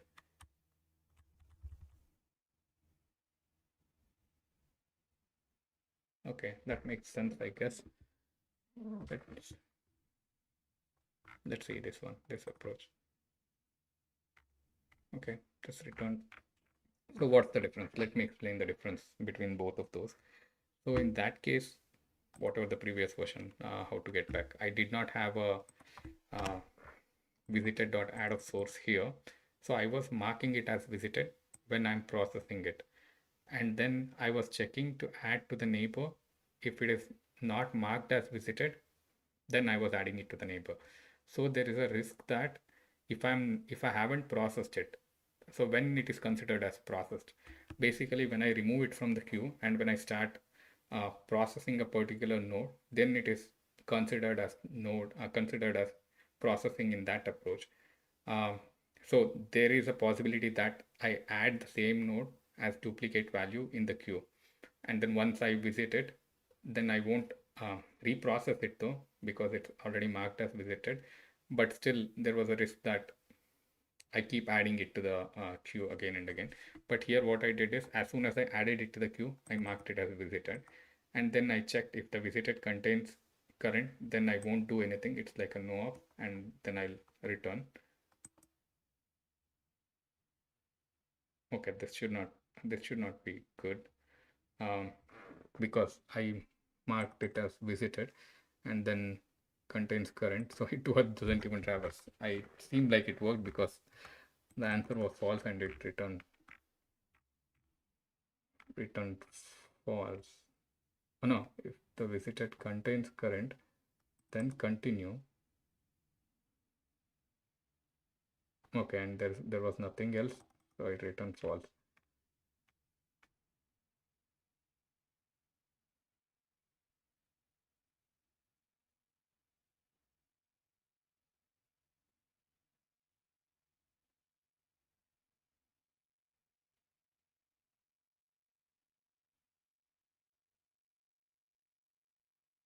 Okay, let's remove all the references of visited and let's revisit it. So I have a visited. If I do this one, it will obviously give the time exceeded output. So it won't be able to execute because I'll be stuck doing the same things. So now I have a visited node. So I have q.off. Okay. So once I process this one, I'll mark it as visited. Or once I enter it only, I can mark it as visited. So either of there are two choices for me. Let's try this approach where visited dot add. Okay. So I have added it as visited. So now I cannot go further here.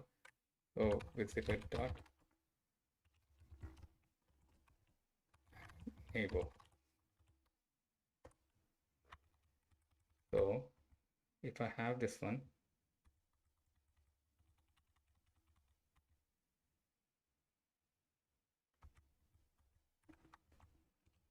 okay, if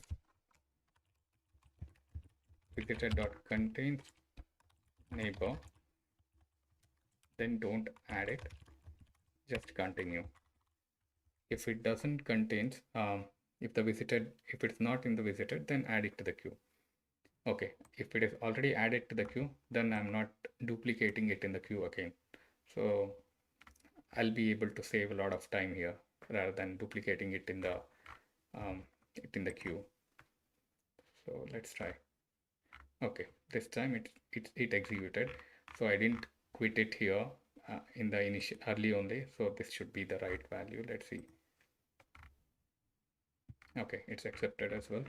So yeah, that's the so my initial approach was correct, but it was not the most optimal one because I was duplicating the values within the queue. I was re-adding the same values in the queue.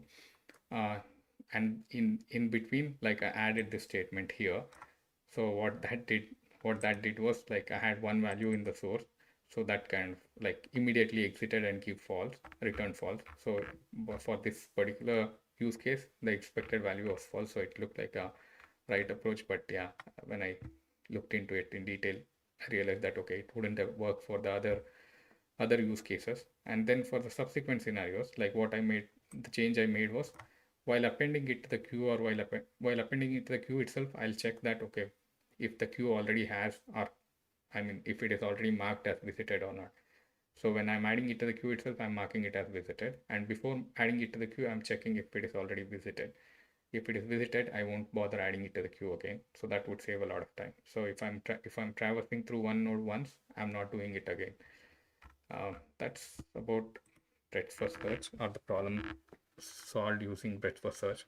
Same problem. And this was the one using depth first search. Let's move on to the next one. Find if the path exists in a graph BFS. It looks like the same thing. This is not my handwriting. Handwriting meant to say not the way I create the variables. But let's see. I can how to refresh it. It should be the same thing, same code actually. Can I edit it? Why am I not able to edit this one?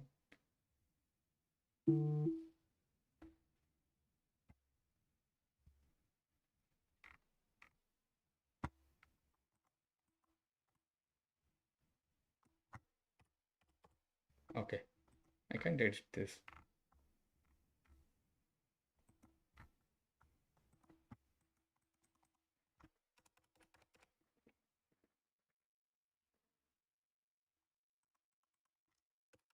Okay, let's go. This looks like a similar problem. Let me just find if the path exists in the graph BFS. So it's the same thing. Oh, maybe that's the solution, I guess, that they have published. Maybe A stands for answer. I'm not sure. Or just that. Yeah. So I can't edit this. This is the code given. Okay. So I think this resolved this one. I think in a similar way, they have been using array. Instead, I used sets and maps for adjacency list. So let's get to the next one. So, okay, all paths from source to target. So when we are looking at the shortest path, or uh, then we usually opt for BFS. When we think about all paths leads to from source to target, usually we prioritize using depth first search. Basically, we can traverse through one path and finish the processing, and then we can go to the other alternatives. But it should be the same time complexity as breadth first search. Let's see. Here we have already solved using depth first search here. All paths from source to target. I think we might have solved it yesterday. Graph map.put. Okay, we are actually outputting the path as well here. So in this case, let's see if we can solve it using breadth first search as well.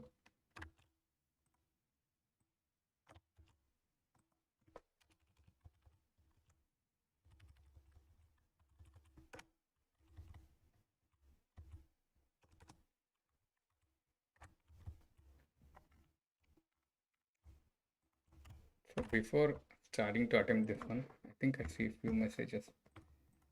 Hi Tanya, thank you very much for your feedback. Let me know if you have any critical feedback as well. And I've been getting few pings on my phone as well. Let me just check those ones. I'll be back within 1 minute.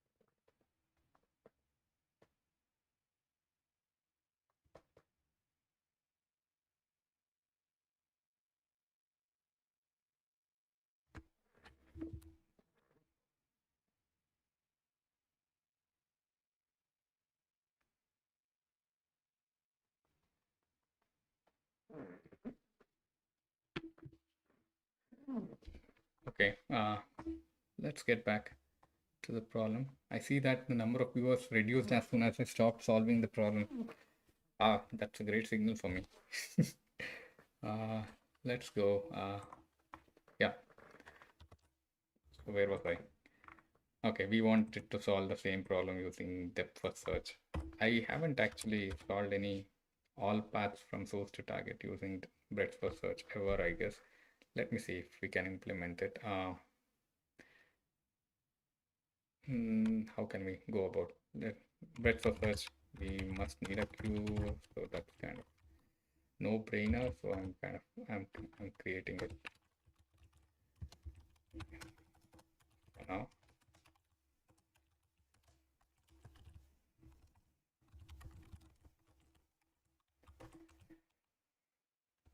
And then the traversal should look same. So I'm just doing the no-brainer things now. And then we have a output format given here, list of integers. So this should be the output.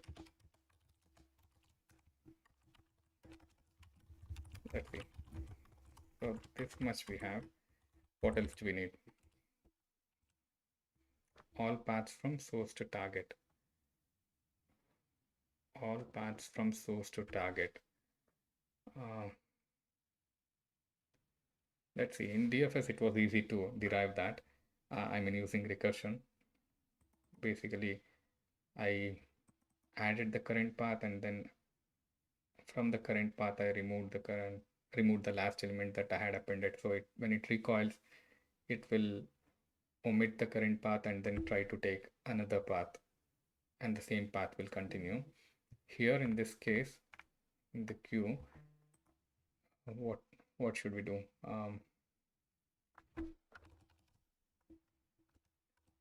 In this case, we need something like a current path, list of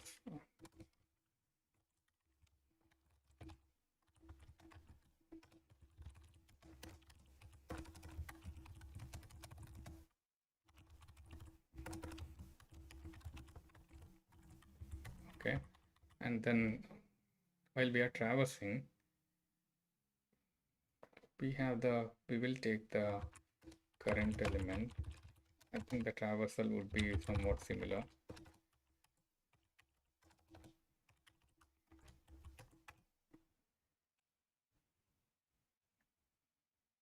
And the current element should be appended to the current path.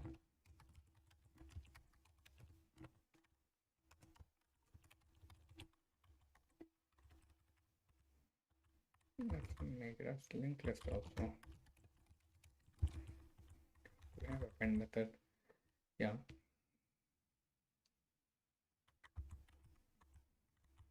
And then what else? Appended the current element, and then we will traverse through all the neighbors.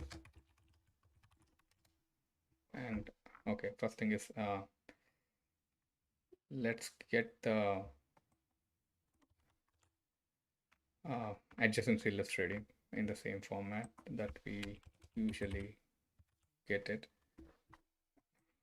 That's easier to handle or process. And then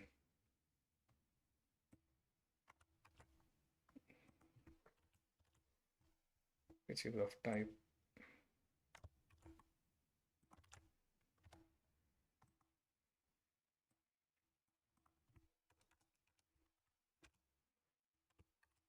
okay. So we have an adjacency list here. integer to list of integer. That is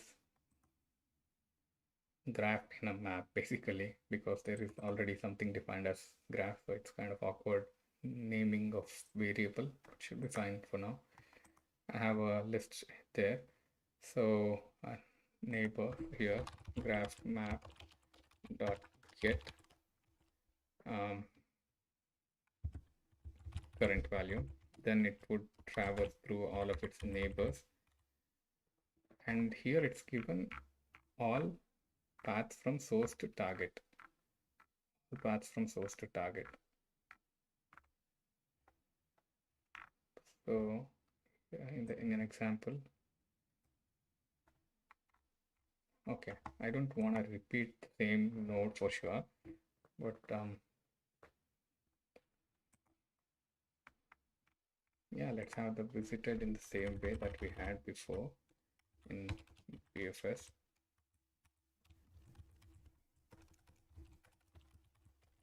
Set of integer.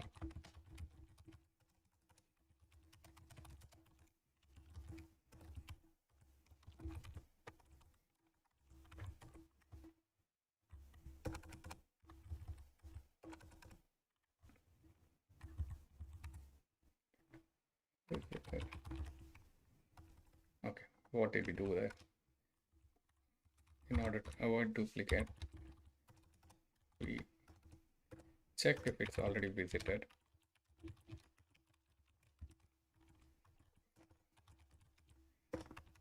Then do nothing. Otherwise, offer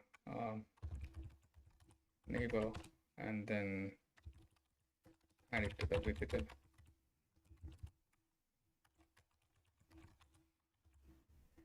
And before this one, before starting everything,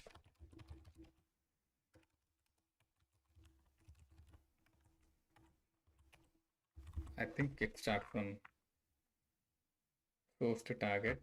Always the source should be possible path from node 0 to n minus 1. So the source is always 0. So I just added that 0 here. Yeah.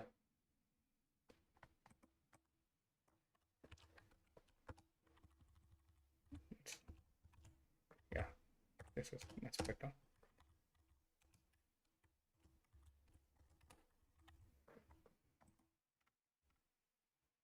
So now I'm adding it to the current path. And once I reach the destination, I should just append it to the final path. Okay, but it would traverse across all the path. So this wouldn't give me a clear path if I'm just printing the traversal or appending it. How to go about it in using breadth first search?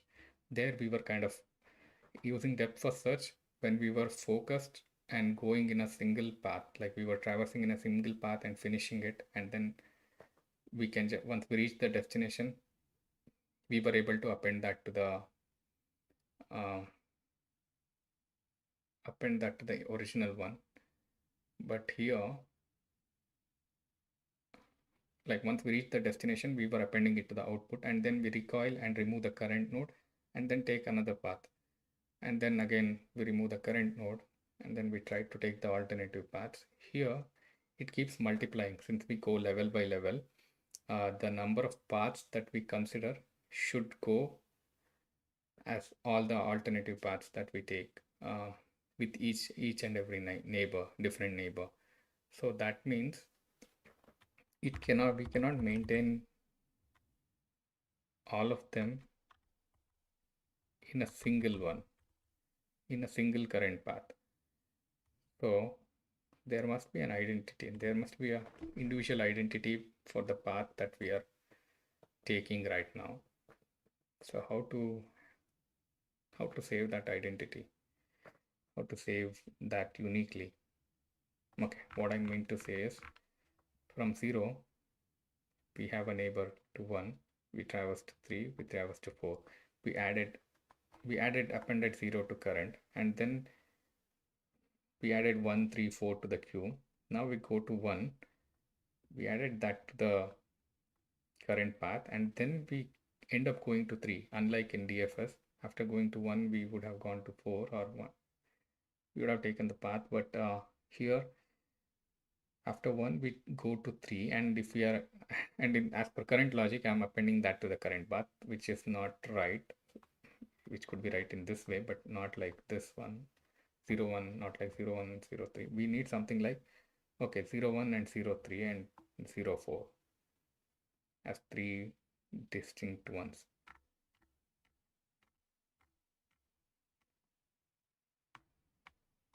How to keep those distinct values.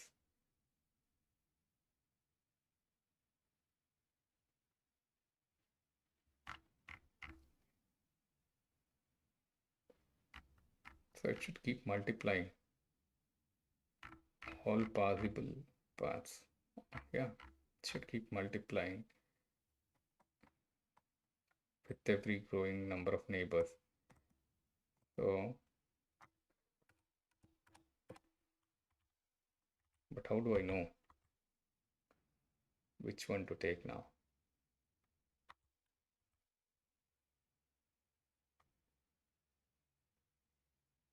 Okay, we should know something like, we can think of something like the immediate next node from last 1, 4 can be a path, right, to the destination, and then whichever comes to 1, 4, we can append 1, 4. Like, I mean, 0 can come to 1, then we should append just 1, 4. If 3 comes to 1, 4, let's say from 3 we have a path to 4. 3, 4 is the value.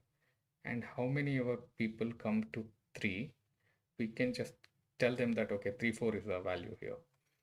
So from 0 to 3, we have appended 0 until the path. So 0 and it will become 3, 4 is the value. 0, 1 and it will come here, and then 3, 4 is the value. 0, 1, 3, 4. And 0, 1, 2 also will come here, and then we append 3, 4 here. Okay. You can see 0, 3, 4, 0, 1, 3, 4, and 0, 1, 2, 3, 4. All 3 variants here. How to get that going? How to get that going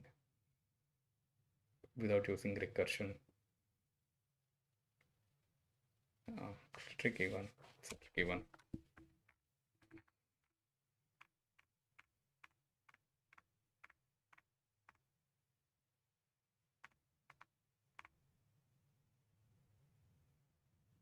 So we need to think in reverse. From the end, we know what all needs to be appended. Should we start from destination and see what all leads to destination?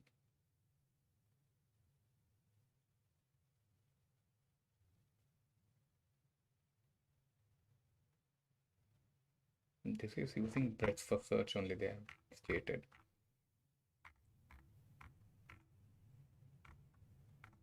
The input graph is guaranteed to be a directed acyclic graph. So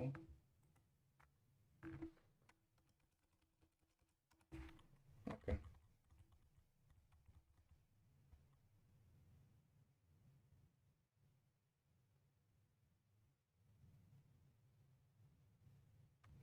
I think in the queue here with every neighbor we add here, we should add the path till now as well.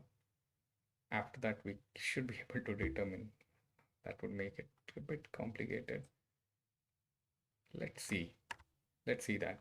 Let's try that. Can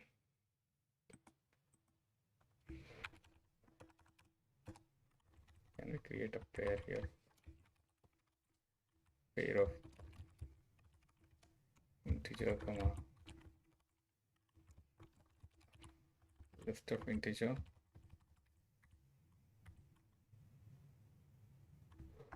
Okay, 1, 2, 3, 1, 2, 3. Okay, new linked list. and then current pair equal to q dot poll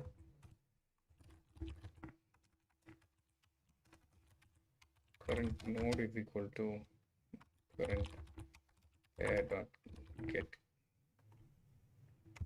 key or current pair dot key. I don't know if that's a method or okay. Current path is equal to current pair dot value.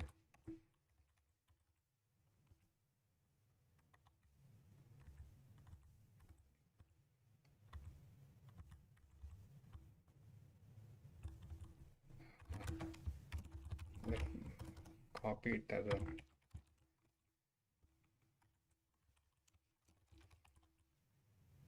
new list.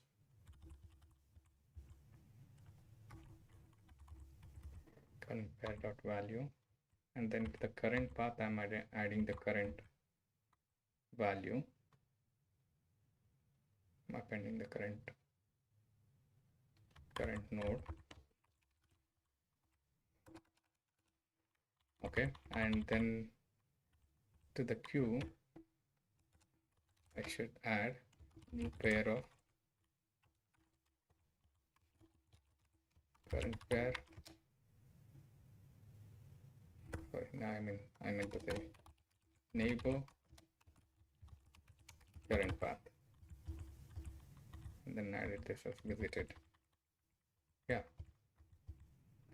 this should do some good.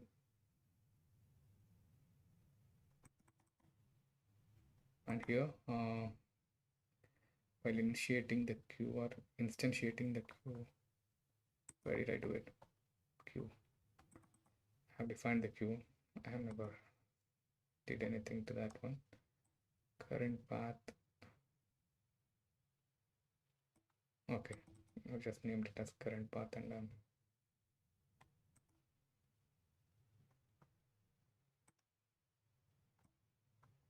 should be a list of integer instantiated here. Okay.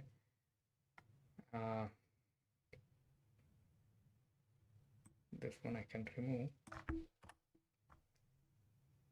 Q dot, once I define the queue, this is the output, define the queue. I should define it when it's needed. Don't need it. Once I created the map, represented the graph there, and then I created the queue. Q dot offer new pair of, and pair is of the form integer from underscore integer, and then with the current node and the path until now, integer of source comma new array list, and source is nothing but 0. Okay, so and then the terminal condition, I didn't handle that.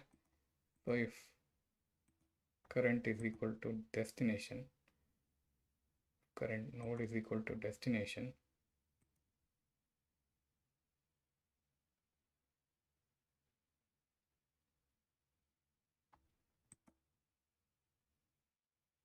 then I don't have to process any further.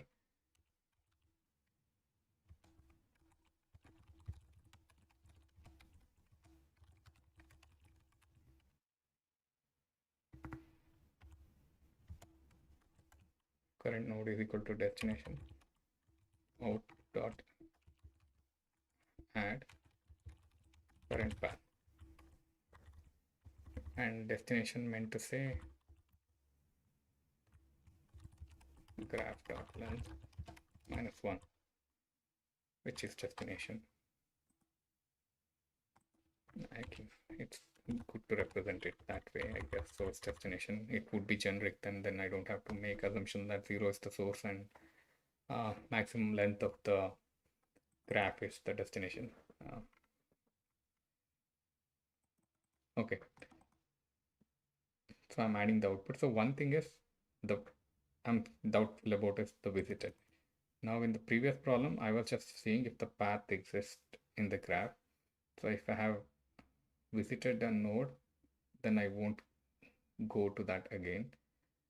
But in this case, if I have already visited a node, then also I should traverse through that and find all the possible paths from there. If I have visited a node, then what I'll do. So visited can be a hash map instead of a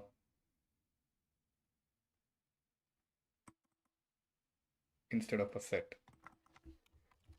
So what I'm trying to do is visited is a hash map of integer to left of integer.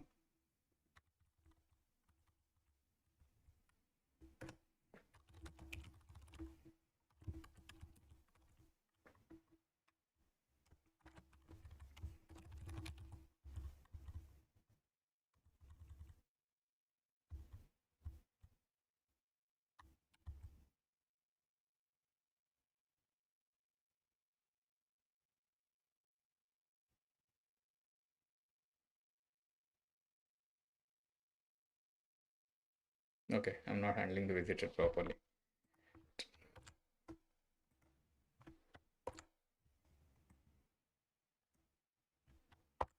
Let's try it for the easier one without any loop. Okay, they have told there won't be any loop, I guess. Directed acyclic graph. So there aren't any loops. So all path leads to kind of destination. So I don't need it, I guess.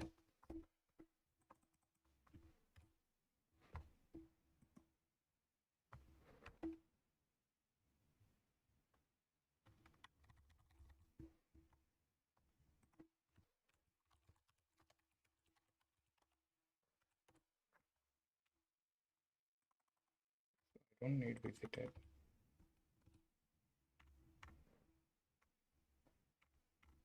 Shall we try?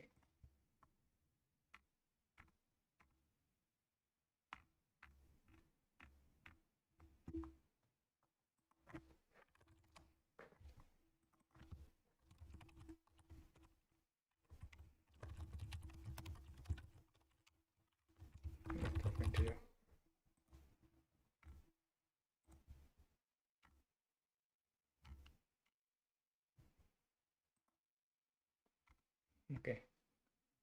Current pair dot key.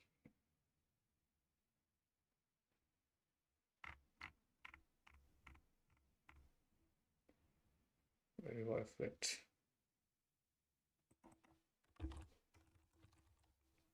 Get key, get value, get value.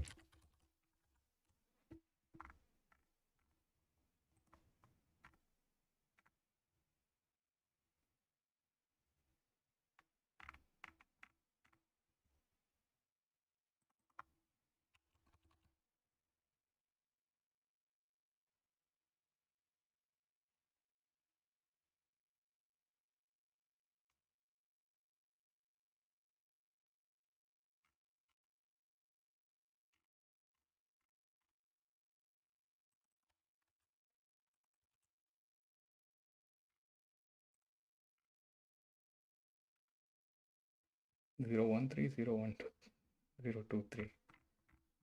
Let's see for another one.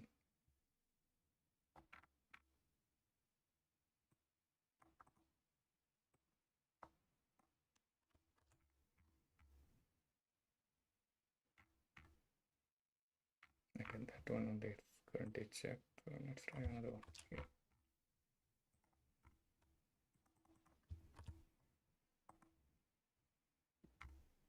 Nice.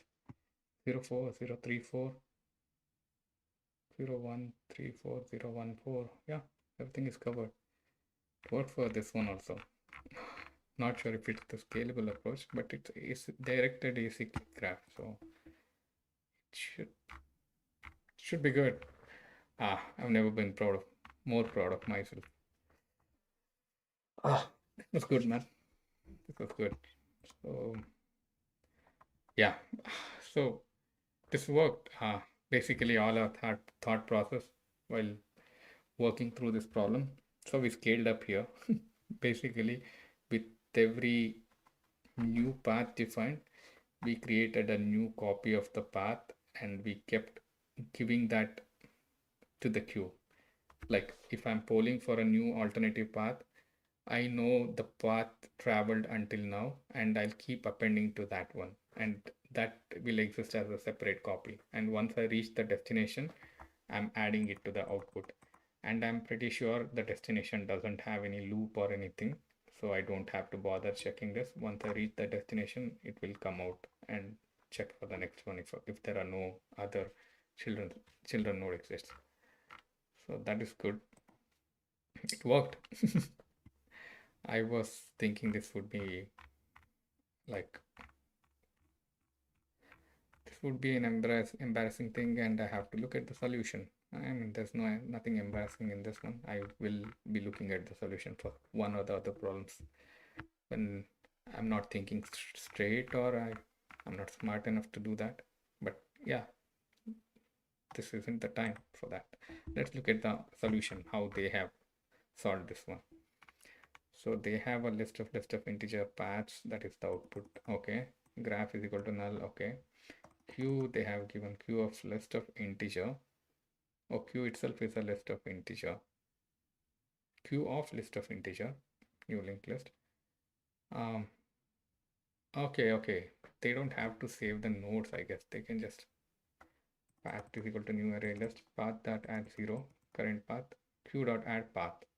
So they have added the current path. While q is not empty, current path is equal to q dot poll. In node is equal to current path that get, current path that size. Okay. Okay, this is cool as well. So what they are doing is they have a path created instead of maintaining, like, how did I do it? Like I maintained a pair of like in the queue I maintained a pair of integer to the list. Basically, I know which node currently I am and what's the path I have traversed until now, and I maintained a pair of those values. So here they have just maintained the path until now, which includes the current node as well. So how they are getting the current node? Current path that get of last value. So the last value in that current path maintained is the current node. So, and they are instantiating by adding 0 to the current path here. So yeah, rest of the things should be the same. When they reach the destination, it should just add it to, they should just add it to paths. If the next node is equal to graph.length of 1, paths.add, okay, new array list of temporary path, and else q.add. Otherwise, like if we reach destination, they are adding it to the final output. If they haven't reached the destination, they are adding the current path to the queue and then traversing further. And then the same next node, same thing. O of 2 power v into v. So we discussed the asymptotic analysis for the runtime and the space complexity before. So let's move on to the next one. I think I did good in that one. I deserve a break for a few minutes. Thank you.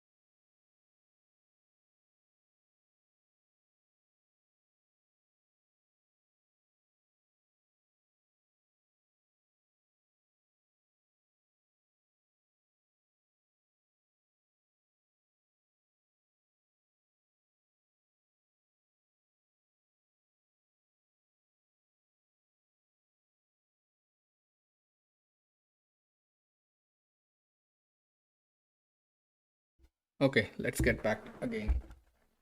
Going good till now, at least for me.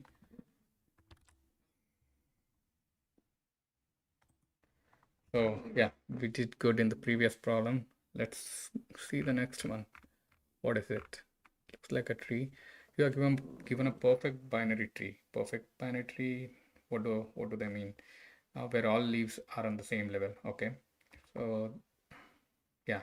So that means every node will have two children, two or zero children basically, and all of the leaf nodes are on the same level. Okay. And every parent has two children. Okay. And every parent has two children. The binary tree has the following definition: left, right. Next. What is this next? Okay. Let us see. Populate each next pointer to point to its next right node. If there is no next right node, the next pointer should be set to null. Initially, all next pointers are set to null. Okay. Okay, that is challenging, at least as now. So 1, there should be null.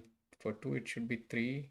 2 should be pointing to 3, 3 pointing to null, 4 pointing to 5, 5 pointing to 6, 6 pointing to 7, and this pointing to null. Got it. How do we do that?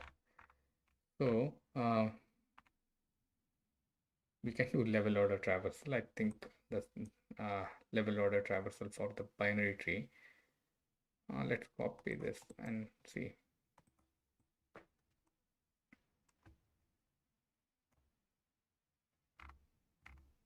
Where did it go?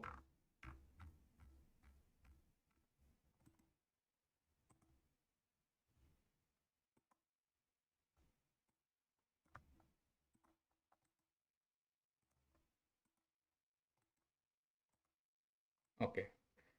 So here, if we do the level order traversal, we have 0, and then we take that from the queue, and the next level will be 2, 3, 2, 3. In the current level, let's say current level, next level. Let's assume that these are queues.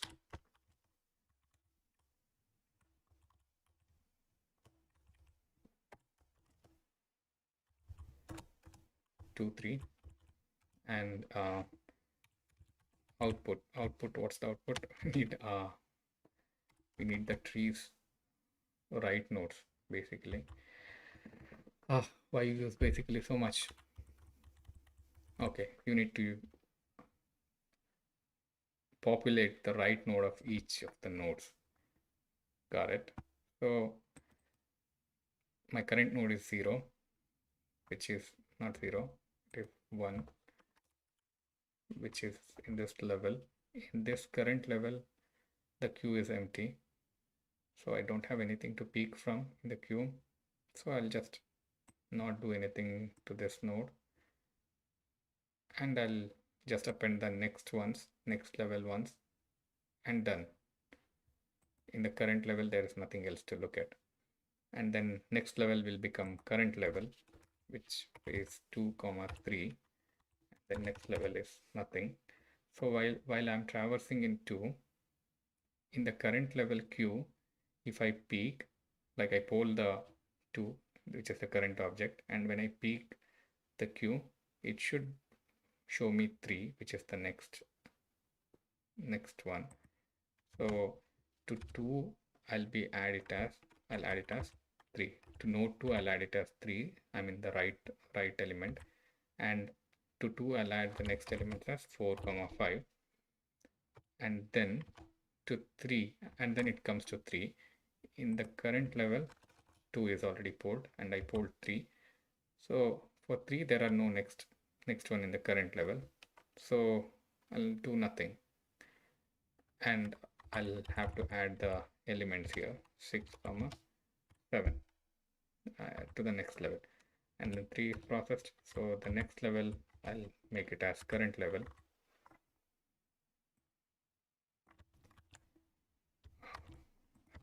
Okay. And once I made the next level as current level, so I polled 4, and then once I poll 4, I'll check if the I'll check if the I'll check the peak of the current level queue.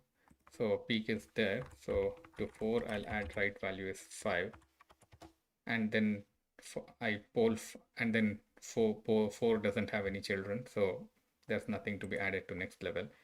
And then I'll poll 5 to 5. I'll peak the queue, and then once I poll 5, when I peak the queue, there is another element 6, so I'll add it as 6. And when I do the same thing to 6, I'll get 7, and for 7 it is null, and there's nothing in the next level, so nothing in the next current level. So when the current level becomes empty, I'll move out and all the nodes are appended. I think that should work. Let's see. Let's implement it. So let's start. We need a queue for current level and we need a queue for next level. So queue of node current level is new linked list, and then let's add a same queue as next level, a similar queue in the next level, not the same exact queue. And for the current level dot offer the root just a prep, and same routine steps that we will do for the breadth first search. While current level dot is not empty, then we will say the current node is equal to current level dot 4. Once we poll the current node, what should we do? Okay, same routine things for the objects. Oh, this is a tree. Since it's a tree,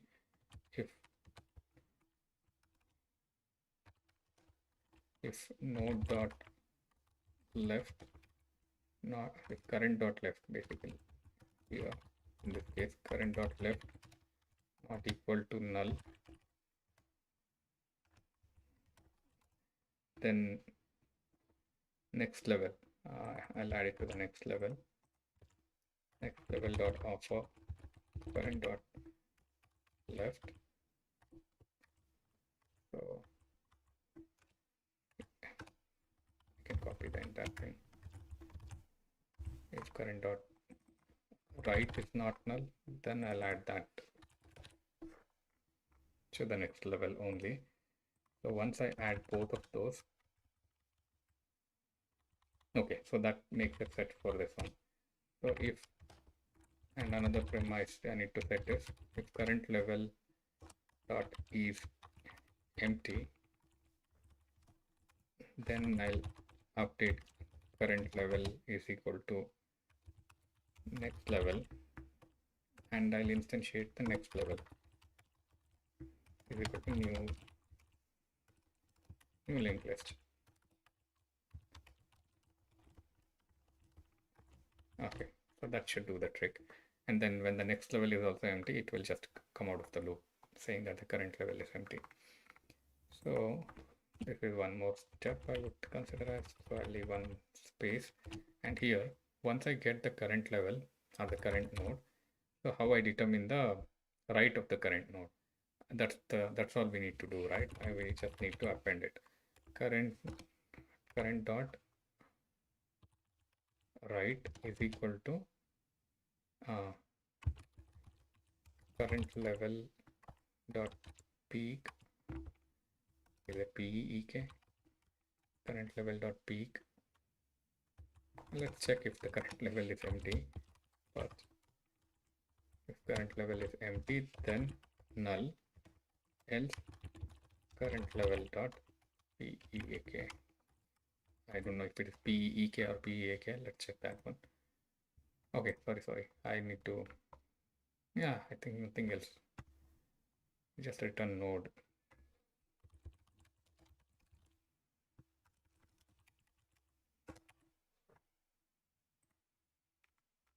Compiler. Okay, this might be a peak then.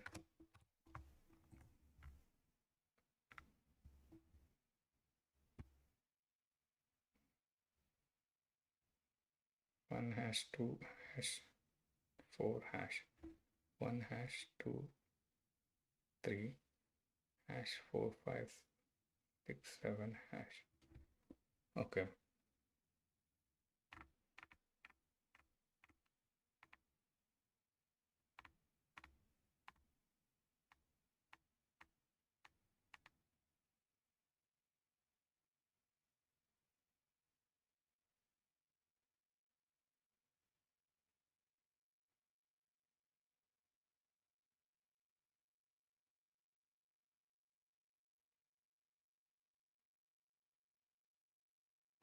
If current dot left not equal to null, then I'm adding the left child. And if current dot right is not null, then I'm adding the right child as well. So that should be good. And here I'm checking if the current level is not empty, and I'm polling the current level. And if current level is empty, then I'm returning null. Otherwise, current level is empty, I'm assigning null to the right. That's what I'm supposed to do, right? Yeah. Populate the next pointer to point to its next right node. If there is no right node, then next pointer should be set to null. Okay.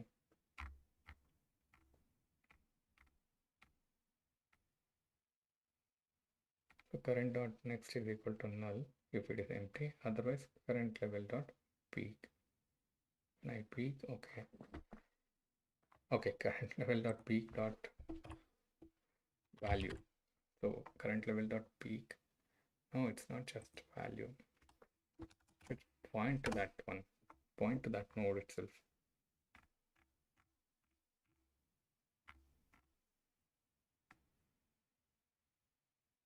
Oh, not right. Next should point to that one. Current dot next. Since it's, and I was so, since it's on the right side of each of those, I have been referring to that as right. Right means right child. Next means next. Okay. Okay. I think it's the same. Yeah. There isn't any much difference. And if root is equal to null, return null.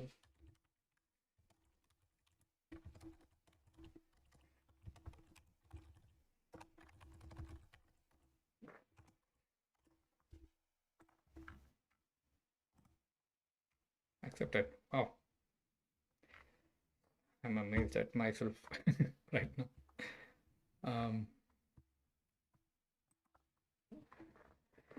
Shortest path in a binary matrix. So shortest path here, not all the paths or anything. Shortest path is 4, 3, 4.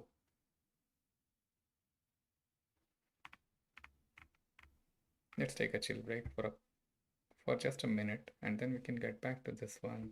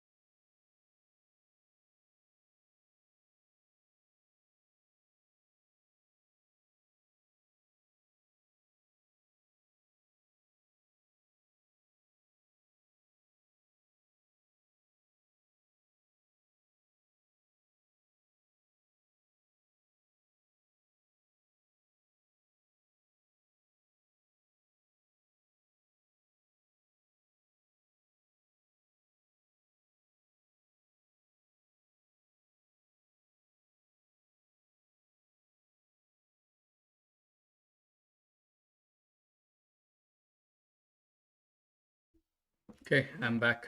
I hope you can hear me.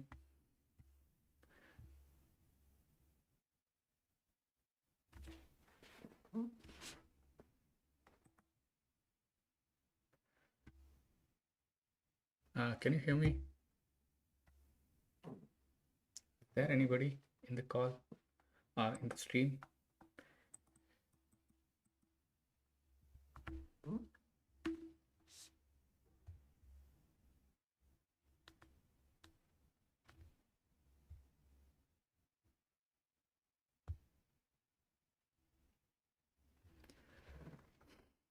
Yeah, I see that the connection is good.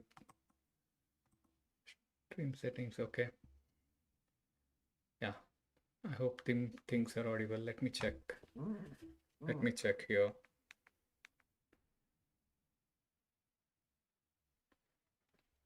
Yeah, I see that the connection is good. Okay.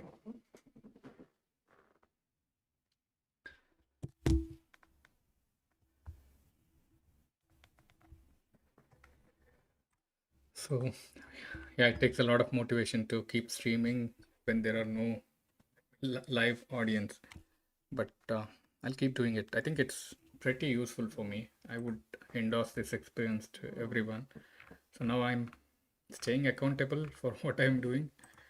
And yeah, this has been working well for me. Um,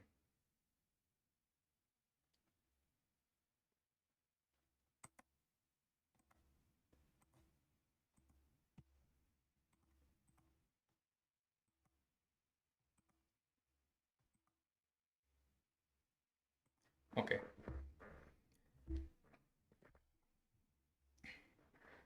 I'm happy with the progress today. We have been solving so many problems, and I was stuck in a lot of those, and I was able to overcome that. I'm so happy that I'm live streaming. Maybe if I was not live streaming, I wouldn't have given up in the actual interview, but I would have most probably given up while preparing and tried to look into the solution or do something, or just give up focusing and go watch a movie or something. But now, since I'm live streaming, I'm stuck to it. I tried my best and gave my best, and we were able to arrive at a solution. So let's keep doing it. But yeah, it's important to manage time as well in the interviews. So let's time box the preparation and the problem solving steps going forward and solve as many problems as possible. So I'm still getting the hang of live streaming and also still getting a hang of preparation also for this time. Uh, Even though I'm familiar with the concepts, I haven't prepared in a long time for this kind of interviews. So it's yeah, I think it gets some fluency and get some getting used to while we are starting. But yeah, I can see there is some fluency. There is some uh, patterns that I'm recognizing in repeated problems. So that makes it solve something similar, and also it makes it faster as well. So let's go. Let's move on to the next problems. So shortest path in the binary matrix. So all the problems that we solved until now, they had given the problem in a certain format or a graph in certain format. Um, After that representation, we converted it to mostly adjacency list format, and we started solving it. But in this one, they have given shortest path in binary matrix. So this is adjacency matrix representation. So in cross n binary matrix grid, return the length of the shortest clear path in the matrix. There is no clear path. If there is no clear path, return -1. A clear path in a binary matrix is a path from the top left cell, that is 0, 0, to the bottom right cell, that is n minus. Okay. All the visited cells of path are 0. Okay. All the adjacent cells of path are 8 directionally connected if they are different and if they share an edge or a corner. 8 direction. Okay. 3, 6, 8. So everything is a neighbor. So this can traverse to all these 8 nodes as the next node. Yeah.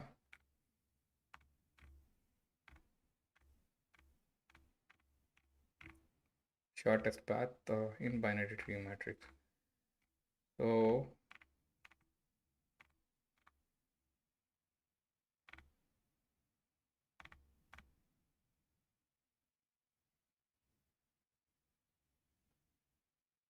what are they saying?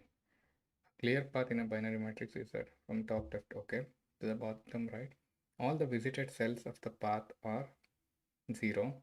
All the adjacent cells of the path are connected to an answer.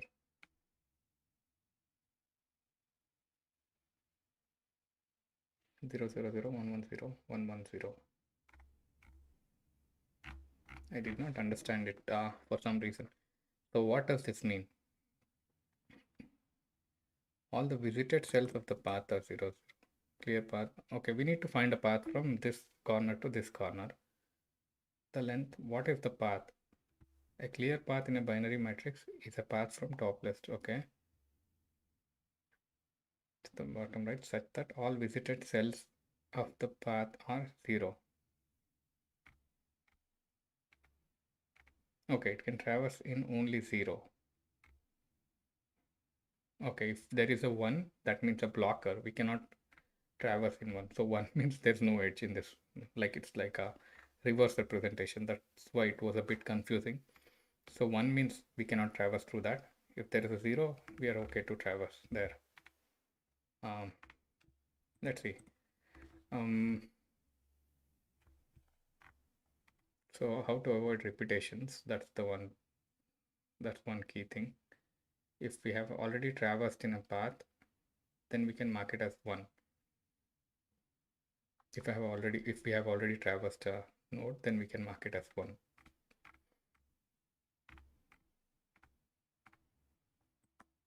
So and 8 directions, that is a bit tedious to check all those directions itself alone. For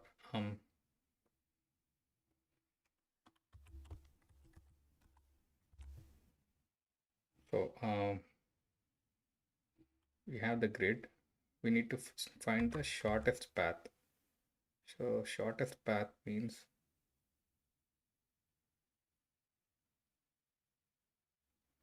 one is shortest path. We need a shortest path is equal to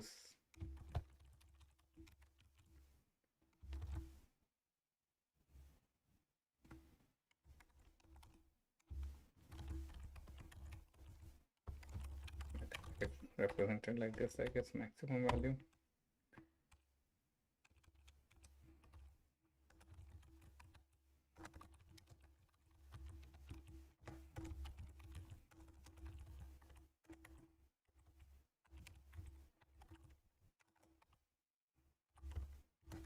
For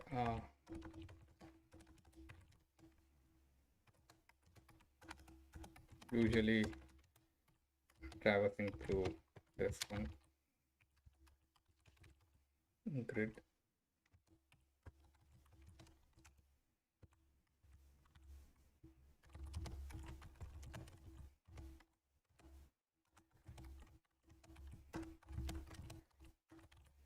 So in this one, the complexity I saw was like navigating that 8 direction, not the complexity, the tediousness. So it's always like not boring or not proper to code that solution. Other than that, it's just that we are like, what I thought was we traverse through all the possible paths and we determine whichever is the shortest one. Anyway, we are going one by one to the next node and to the following node after that. So we need to keep making progress towards the destination. So if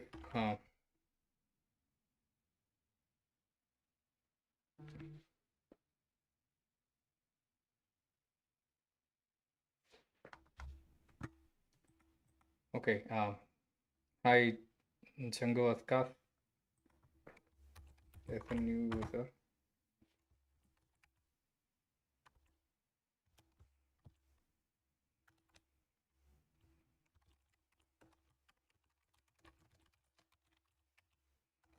question.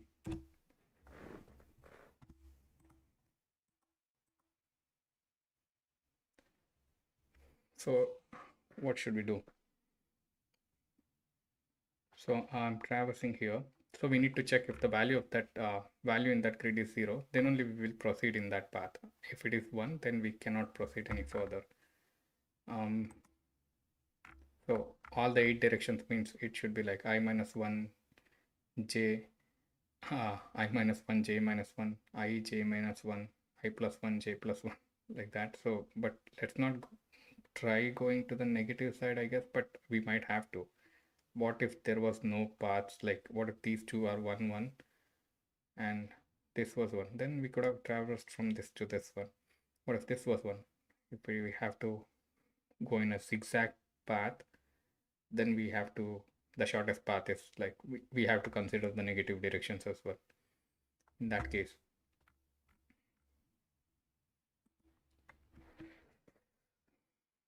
So the priority is we are going in the positive direction, and then we will try to figure out the negative ones as well. If grid of I comma I plus 1 comma j,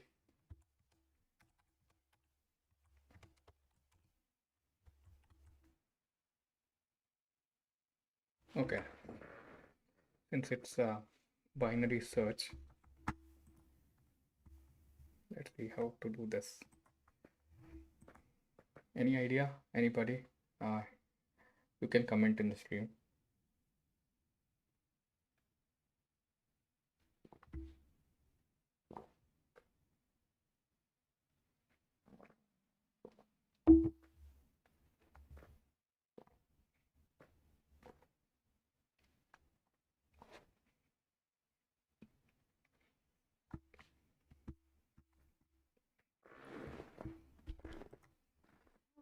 So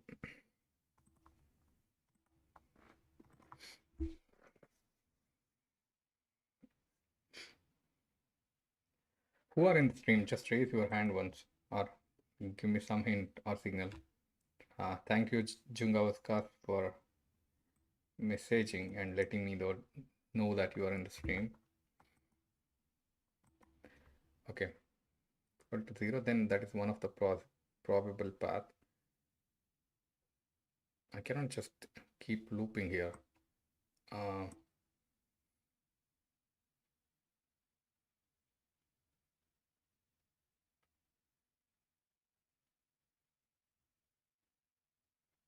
What I can do is I can add that as a probable path and check.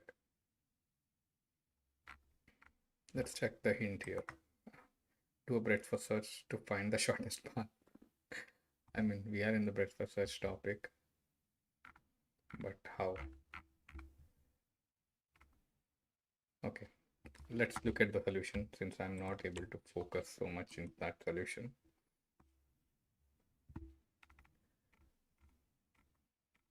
Overwriting the input. So breadth first search, overwriting the input. You can recognize that this is a typical shortest path problem that can be solved with a breadth first search. You can correctly implement a BFS to solve it.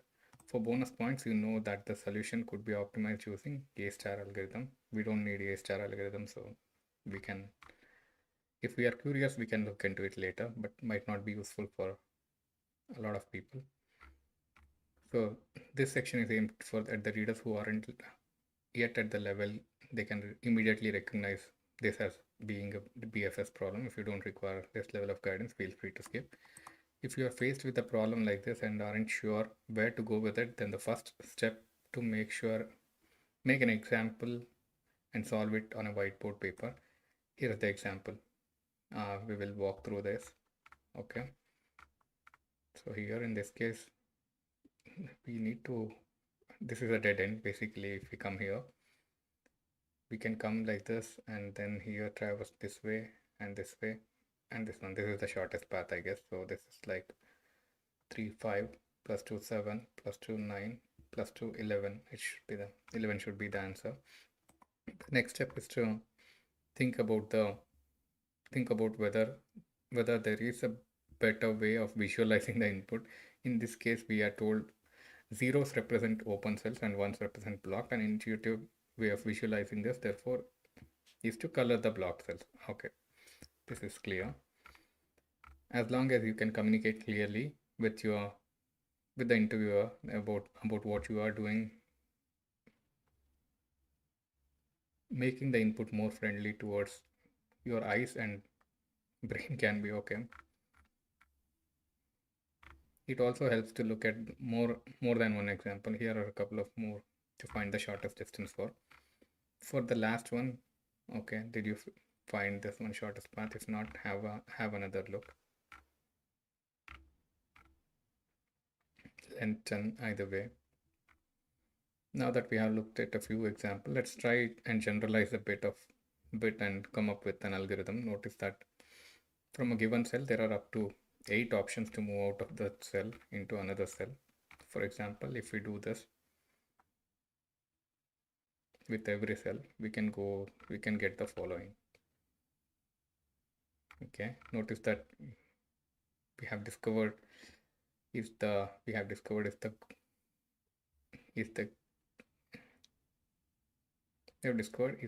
grid is a graph.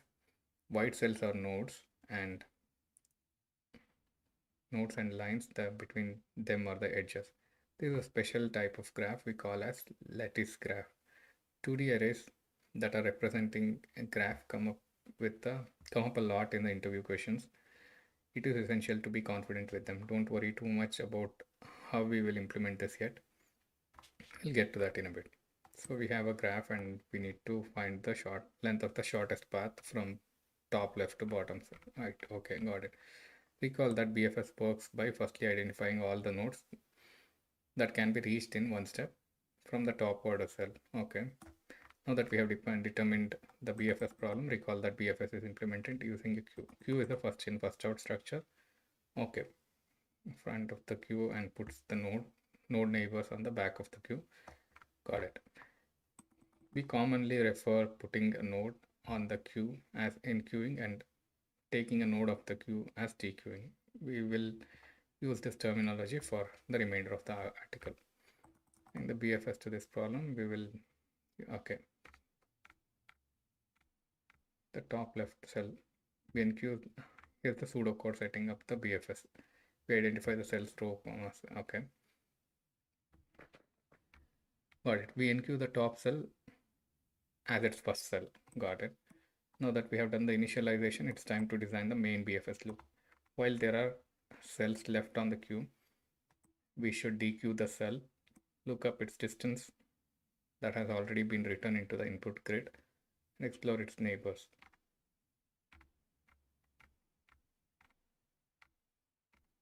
A few points to note: we return -1 if the loop terminates without returning, as this means we ran out of the cells to explore before reaching the bottom right cell. The reason we can simply do distance is equal to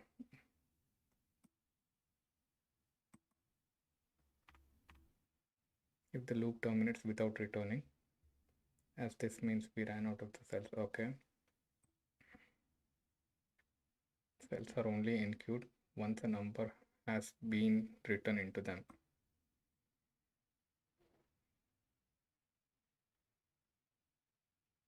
Okay, we should only write numbers into cells that currently have a 0 in them. If, for example, a cell already had a 2 in it and you can change that to a 4, it would no longer have the number that represents the shortest distance from the top left to itself. It would be okay to do the check for the bottom right cell in the outer loop. We would need to return distance instead of distance +1. The final thing we need to consider is how to get all the neighbors of a cell. In traditional graph representation, this would be equivalent of examining all the edges of a given node.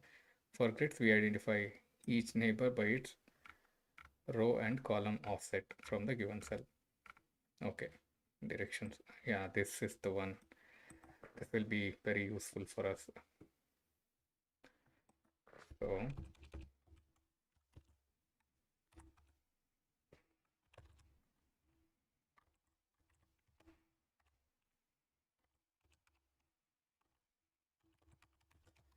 If we are doing it, let's do it right. Let's write it correctly and initialize it within a constructor. And let's get rid of this. Yeah. So now we have all the directions here, and we can maintain all the direction offsets. So we just read the approach. It should somewhat look like this. Q of pair of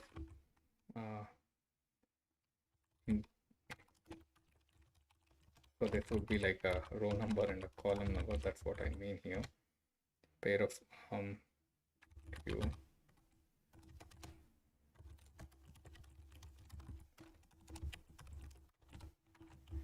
let's see how far we can go coding up this one, and then we need to initialize this queue in queue dot offer at the beginning or at the source. New pair of integer 0, 0. So this coordinates we are initializing at 0, 0, and then let's see, we don't even need the shortest path, I guess. So we need all the neighbors while for int direction. We have the direction offsets mentioned in that integer array of arrays, two-dimensional array. So direction and directions, let's go through that, and then also while q dot is not empty, well, q is not empty, let's hold on to this one. I'll get back to this all directions one. Those are like neighbors or the neighbor nodes or the children nodes. But before that, let's look into this one. Current pair of integer comma integer current coordinate is equal to q dot pole.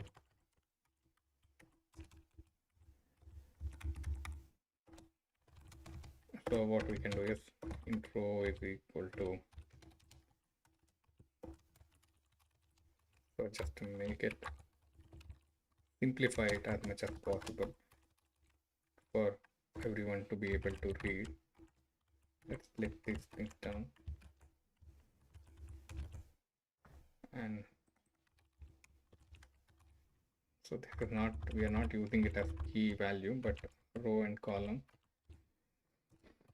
but the pair structure give it as key and value. So okay, we have the row and column, and for each row and column we need to view the neighbors. So for viewing the neighbors, we were defining it here. We can take up the same thing.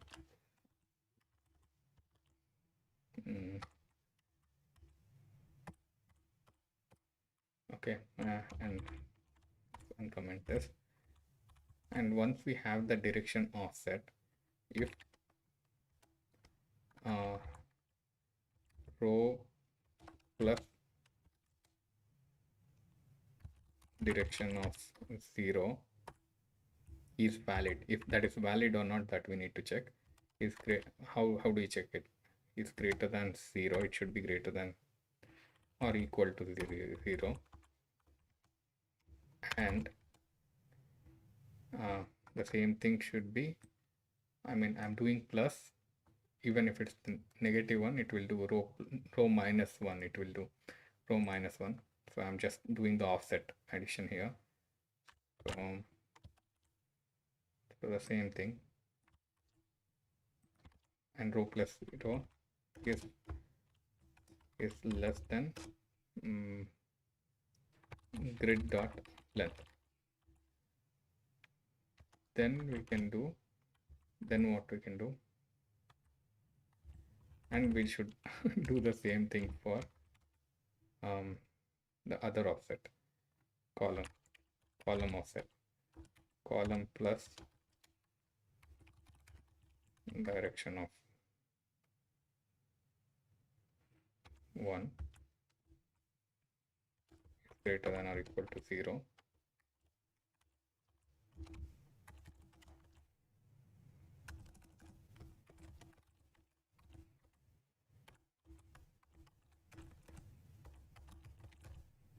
Length. Okay. If both are satisfied, okay, then we will proceed. If that is the case, then we need to offer that q dot offer, and also we need to check if that has the value 0. So if grid of I plus direction, yeah, should be grid of not I, row plus direction of 0. Yeah, grid of row plus direction of 0 and column plus direction of 1. If that is 0, then only, okay, direction of 0, and we need to close.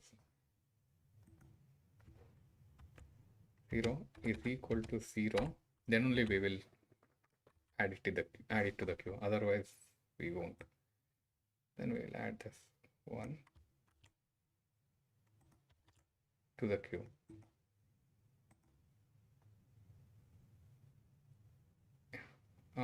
Is equal to 0, then only we will add. No, if it's not equal to 0, then that means it might already have a value. So what if it has a value, like we have traversed, let's say in this case, to this node, we can come from like this and then directly like this, or else we can come from this way and then come traverse this way and this way. So when should we update this value? If it is 0, then we don't have to. I mean, if it must be 0. If it's 1, we don't have to. We don't have a way.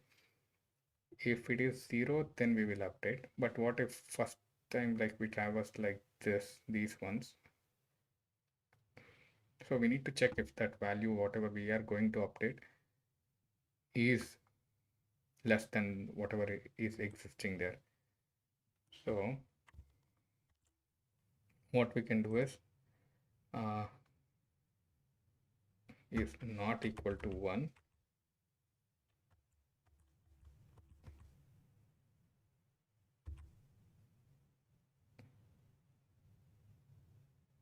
Okay, how do we update value 1 there? Value 1 is like, we won't even traverse, right? So what was that? Did I saw that?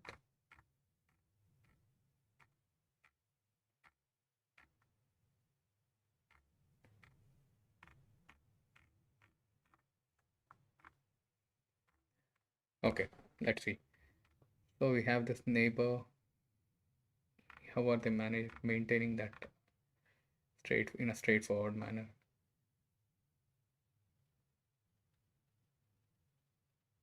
New int of directions, it should be this way.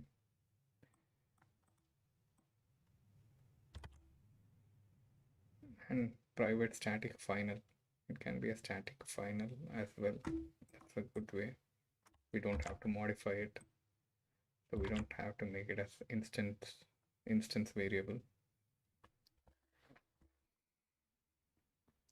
If grid of 0, 0 not equal to 0, return -1. So this is good condition.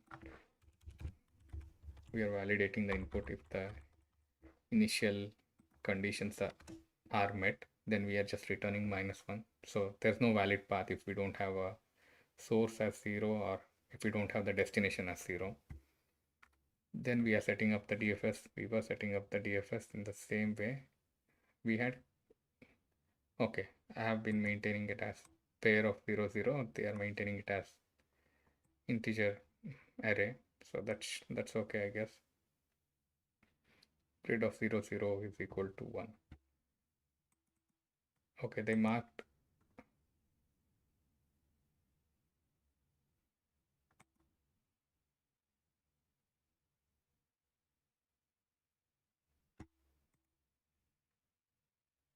Oh, thanks, Ram.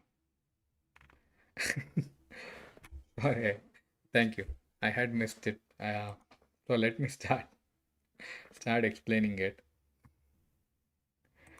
So the problem is here, the original problem. So I couldn't solve it, so I was looking into the approach there. Um, so the original problem is here.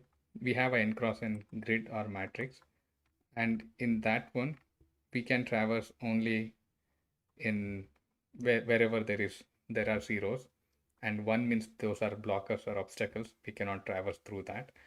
And here in this case, we can traverse diagonally as well. So all the 8 directions are possible. Um, Ram, your savior.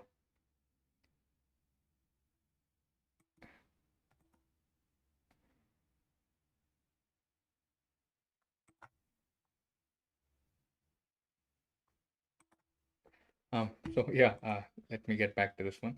So we can traverse through all the 8 direction, and then the approach that I saw was like they were updating it in the path itself as like um, once we traverse, like it can be updated as like what's the current value in that path. But what I was confused was if we update it as 1 here, like the first path, like first value, then what's the difference between these two? Like we can try to modify this one as well, right? Like these blockers as well. Have they maintained a separate copy or not? So I was looking into that solution. So this is the one. Yeah, I guess. Yeah, shortest path in the binary tree. So grid of 0 0, they have maintained it as 1, and then they have added the source to the queue. So I did that, but I have been maintaining it in a separate different format as a pair instead of integer array. And then while queue is not empty, I got the cell. I got it from the queue, pulled the queue, and then got the row and column from the cell they are taking, from the pair I am taking. And if the in distance is equal to grid of row comma column, so the current distance, this one, so that is in that grid itself. If row is equal to grid dot length minus 1, okay,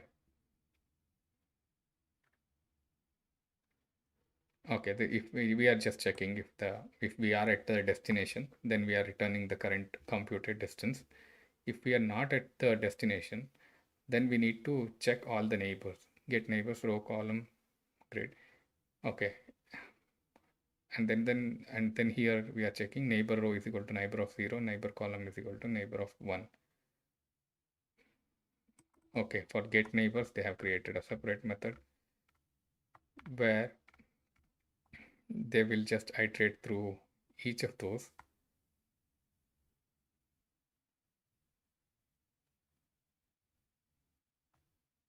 For loop directions dot length. Here they are checking, they are adding the offset here, row plus directions of I comma 0 and column plus directions of I comma 1. Okay. What's this I comma 0? Row plus directions of I comma 0. Okay, going through all the offsets here. And then these are the neighbors list. And then new row is okay, because we are going through all the offsets. Okay, there's a better way of looping through, I guess. If new row is less than 0 or new column is less than column, greater than grid.length, so these are invalid. So we have checked for that invalidity. And if it is our grid value is not equal to 0, then continue. If it already has a value, then continue. Neighbors.add this one. Okay.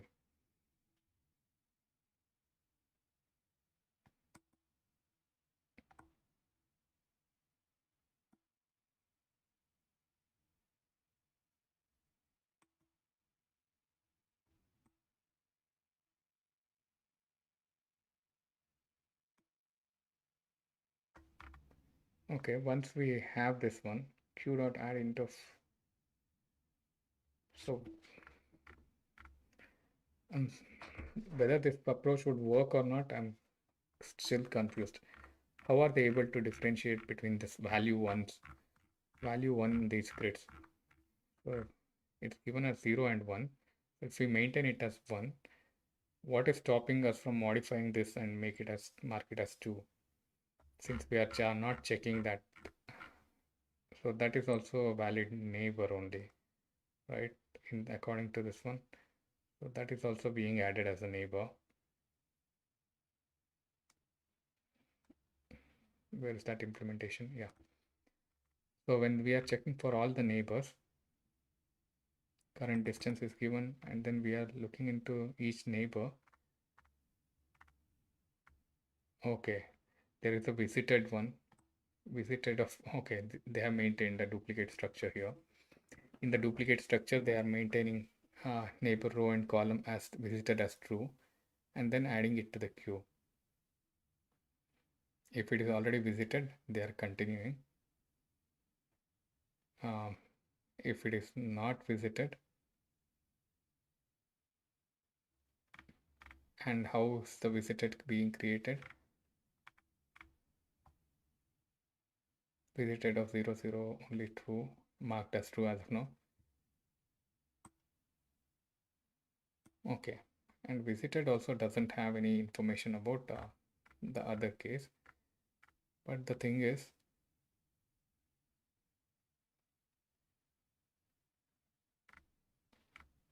all I'm confused is about how it will handle that scenario about when the length is 1.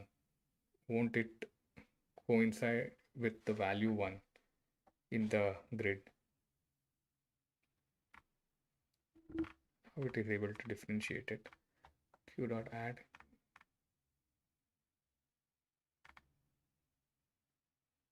Pretty sure this should work.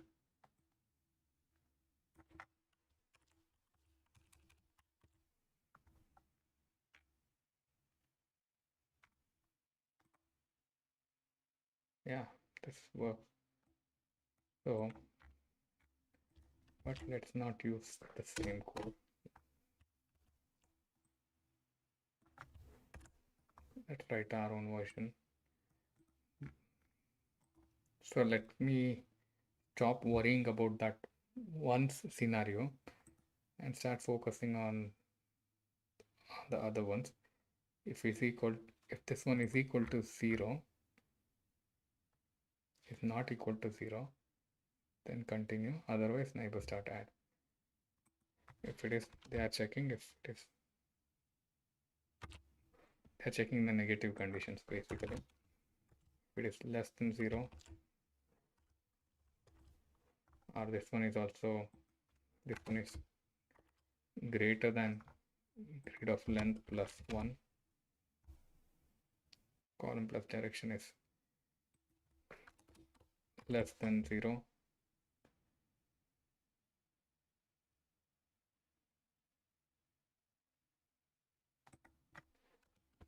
greater than grid of length plus 1.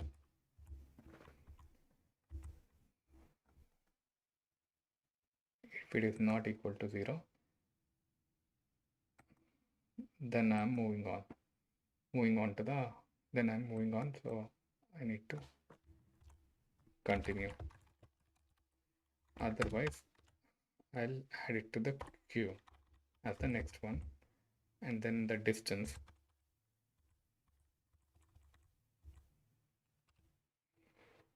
So distance means I would add the distance also.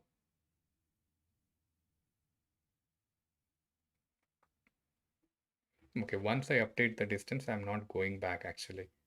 Once I update the distance, that would be the next possible, in the next level possible, right? So next shortest distance. So I don't have to go back to that. So grid of, basically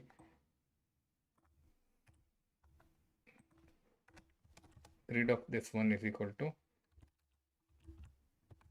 distance plus 1, and then distance is equal to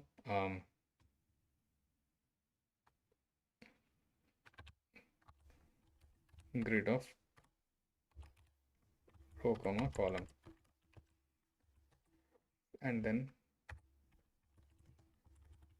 we need to add that here as well. Grid of 0 comma 0 equal to 1. So we added that as a distance, and then we consider this one. We update the distance later, and when we don't even have to turn back and revisit. Okay. If it is not 0, we are not going to update. If it is, we updated it once, we add it to the queue, and then we consider it. And then we don't have to return the shortest path. We have to return the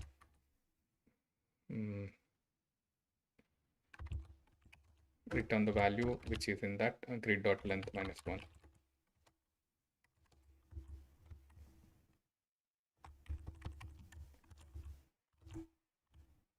Here 0 in case if it's not a, if the matrix is not of same length and same row length and column.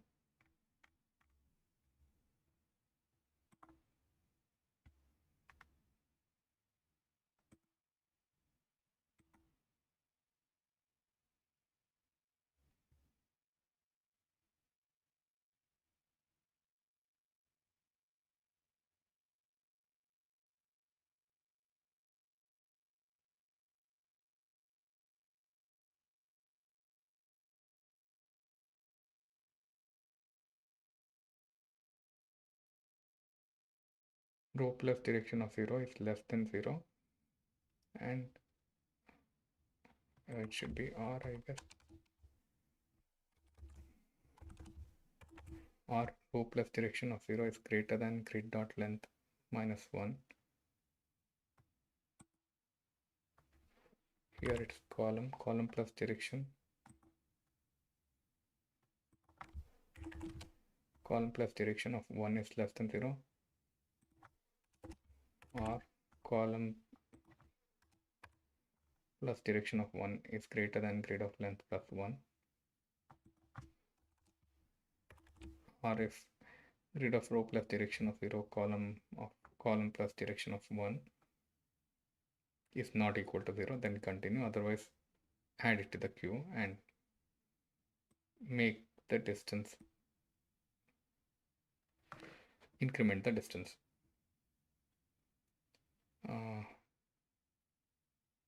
Yeah. So this.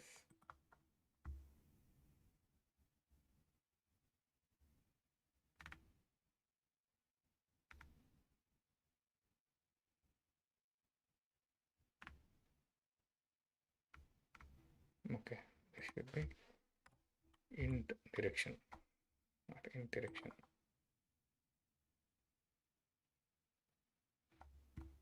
Type cannot be converted.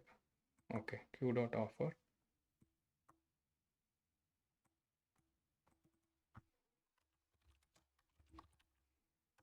new pair of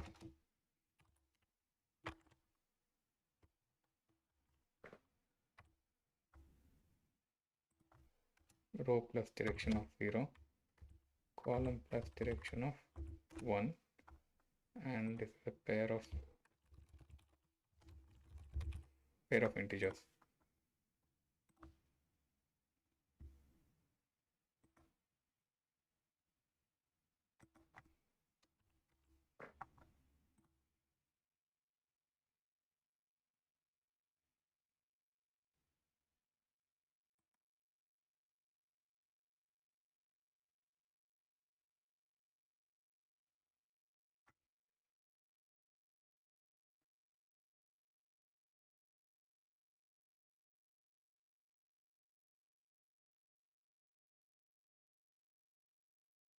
index 2 out of bounds for length 2.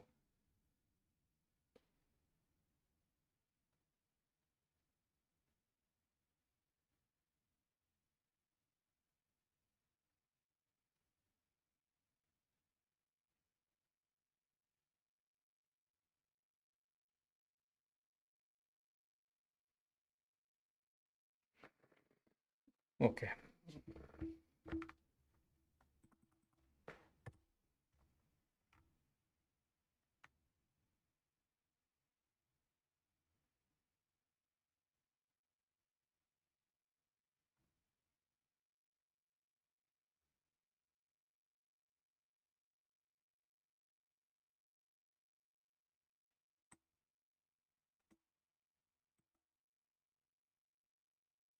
It should be greater than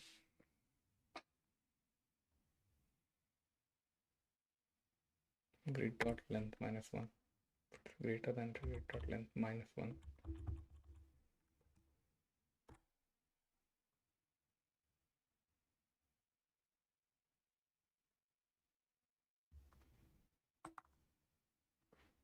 Okay. Let's submit this one.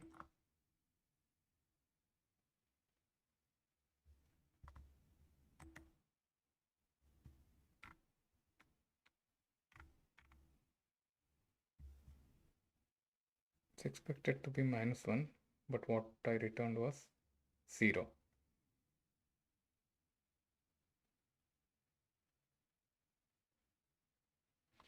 So all this is done. If we didn't reach this destination,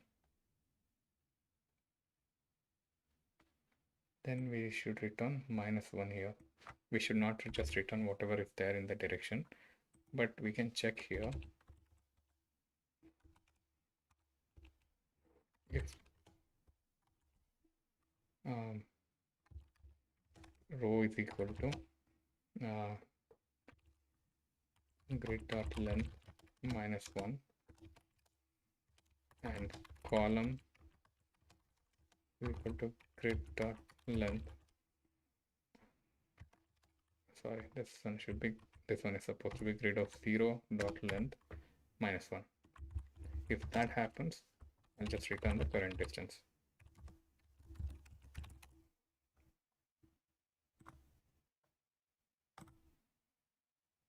Yeah. Good one. Struggled. Okay, it was just mindset, I guess. So what I was confused about was I was updating the distance here, and I was confused when I update it as 1. How am I not going to confuse this one with the existing obstacle one? Like, how am I not going to confuse with this distance ones to obstacle one? How is what I'm doing is I have updated it as 1 already, and I have already added it to the queue. So if I have added it to the queue already, then I'm going to process it. That means only the source will have a length as 1, nothing else. And from the source, I'm adding all its neighbor directly. So the neighbors possible is only this in this case. So I'll add it as whatever the distance to this one plus 1. So this will become 2. And I'm checking in order to add to the neighbors, I'm checking if it is not 0, I'm not adding any neighbors. So if there is a value already updated in one of the grids, then I don't have to update it. So it never coincides with this one because I'm checking is if the value is not 0, I'm not going to go to that cell. If the value is 1 or any value, if it's mentioned as 4 also, that's the shortest path. I'm not going to update it or do anything with that because when we iterated initially, we tried to identify the shortest path possible to that particular cell. So there cannot be a shortest path to that particular cell somehow in the uh, using BFS because we are going level by level.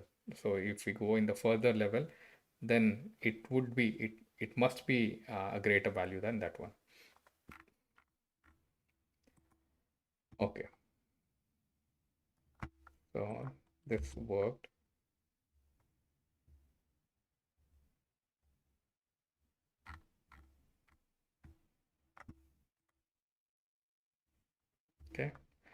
let's take a break for a, I don't know, are there anybody in the stream now? Please indicate if there is anybody in the stream. Then I'll try to continue. I need to finish these two and probably this entire thing today. I don't want to get back to graphs. Tomorrow while I'm creating the stream, I don't want to create it as graphs again. I want to make it as something like trees or heap or something. Yeah, something different. Okay, let's do this one as well. I usually like trees. Given an NRI tree, return the level order traversal of its node values. NRI tree input serialization is represented in their level order traversal. Each group of children is separated by the null value. Okay, 1 and then null, 3, 2, 4 and then null, and 5, 6. Okay, so what I should do, given an NRI tree, return the level order traversal of its node values.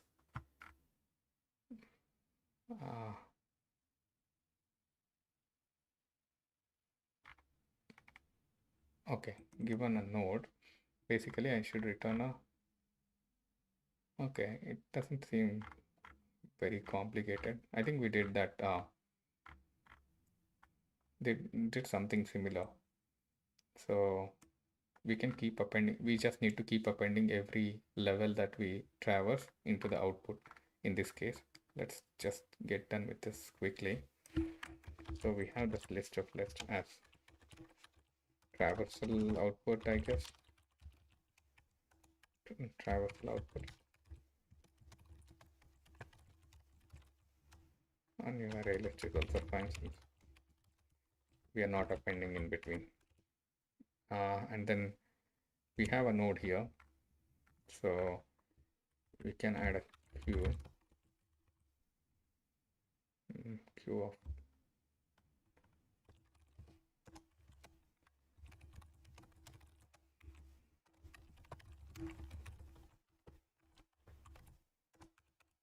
and then the usual steps for this one, while not of queue dot is empty, and also the usual step of returning the output. Yeah, so the boilerplate is ready. So once it is ready, I have the linked list, I have the queue.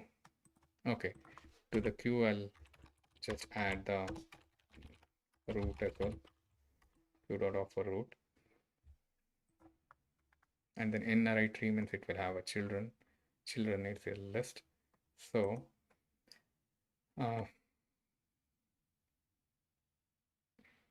yeah, so the children is given there. So the current level, how to discuss the current level and the next level here.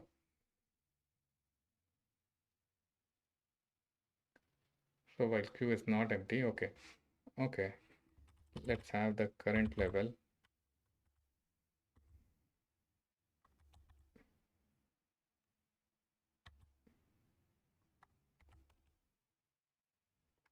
Okay, we have a queue.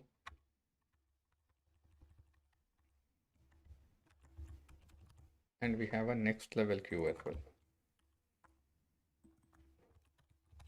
This is current level.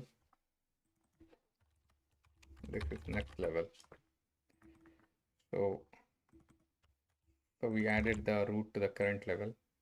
The next level we'll keep it empty. This will help us in traversal, level order traversal. So one thing is here node current is equal to, we pull from the current level,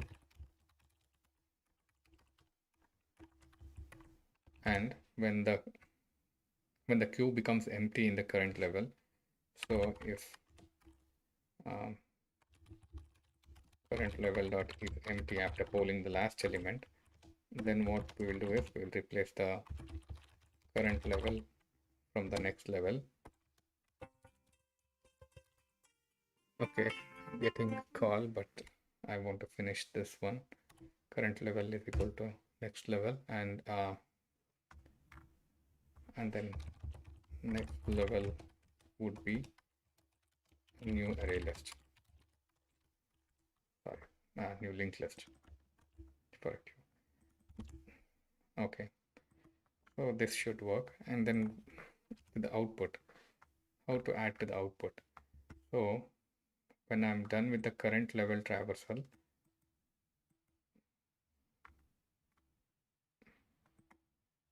or I think I can just keep adding to the current level traversal output, like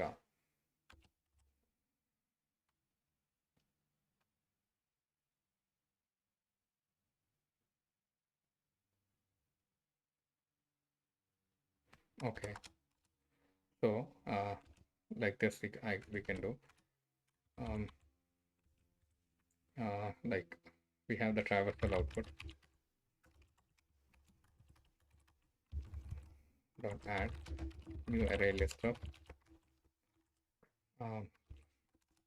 current level, and we can keep doing the same thing.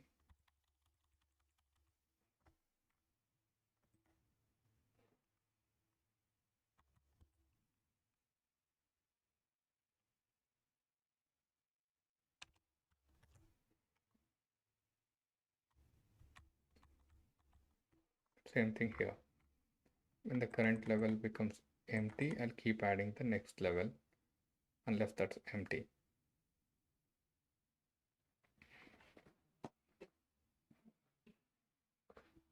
Okay, I'm adding all the next level ones.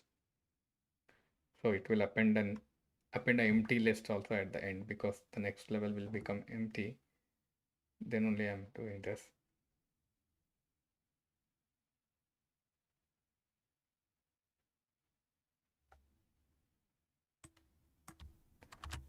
So here, or else what I can do,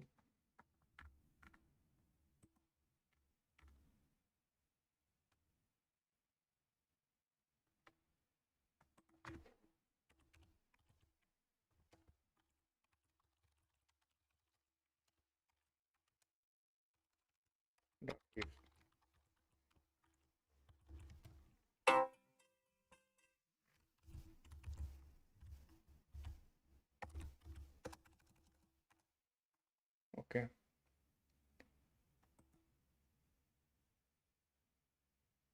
current level is not empty, then append it to the output. Current level is not empty, then append it to the output. Otherwise do nothing. Traversal output, and then here navigate through the children in order to add it to the next level. For node children, node child node, current dot children. Okay, and then I should add that child node to the next level.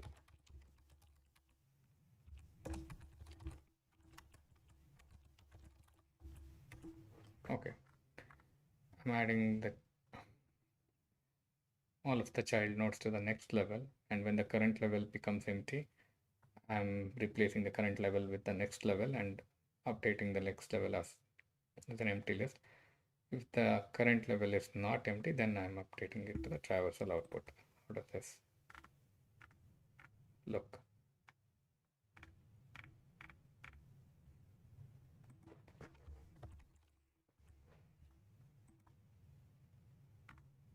Oh, I think one problem, we need a list of integer here, but these are list of nodes. So in order to do that, all I can do is basically, this is making it complicated. So I can have a simple way as current level output or something like that. Okay.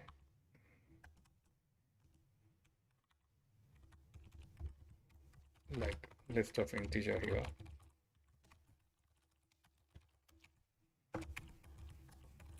current level output is equal to new array list. And then here I'll add current level output dot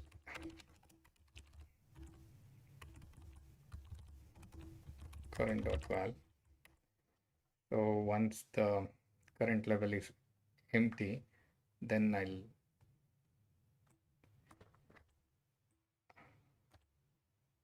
just append that current level output to this one.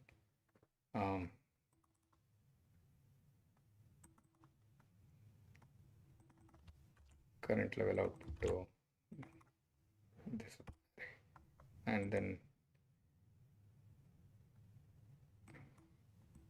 yeah, I can just add that and create a new instance for current level output.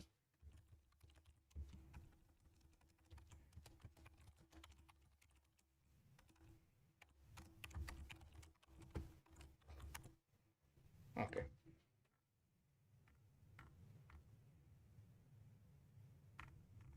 Okay, I don't have queue anyway.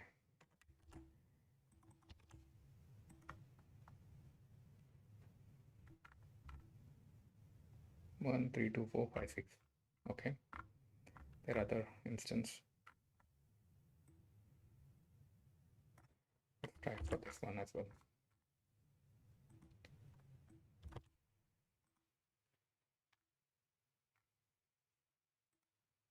Okay, nice.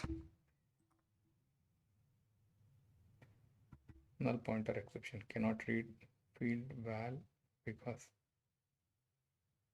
Okay. Basic check.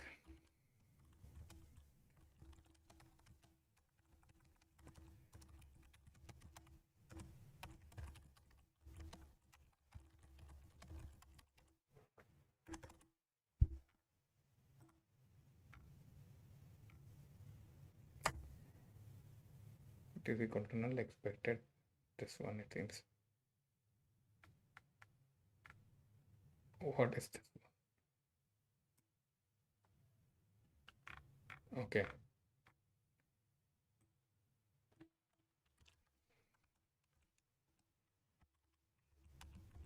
Okay. They want an empty list. So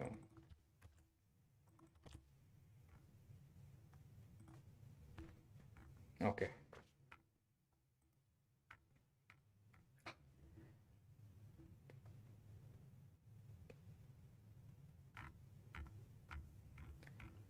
Okay. It's all good.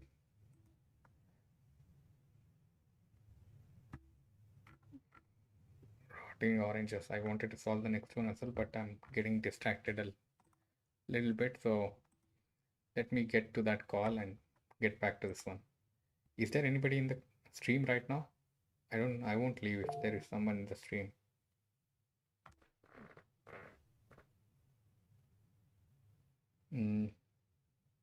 Just say something in the stream chat. Then I think I'll stay and try to solve the next problem as well right now. Otherwise, I'll take a break. I see a few people in the stream, but they're unresponsive. I'm not sure if they're actively listening.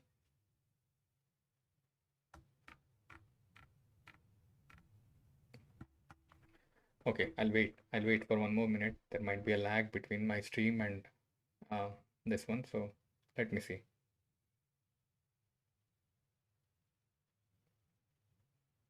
Nobody? Yeah, I should take a break like this here where I can just talk my thought process rather than just. It's hard to continuously keep solving the problems alone. So, yeah, the thought process. How am I doing? First thing is I'm not sure. Like I do not know how good I am solving these problems. I think it's all relative, right? Like if a pro sees me, pro means like someone is better than me or better problem solver, then he would try to find mistakes in the approaches that I have been solving. Or if someone is very beginner, they might find it helpful as well. Or if someone is even be a beginner or intermediate also, they can relate to my approaches and try to better their approach. Yeah. So it's all relative, I guess. So any communication would help. Uh, I would try to accommodate if if someone has some individual requests for um,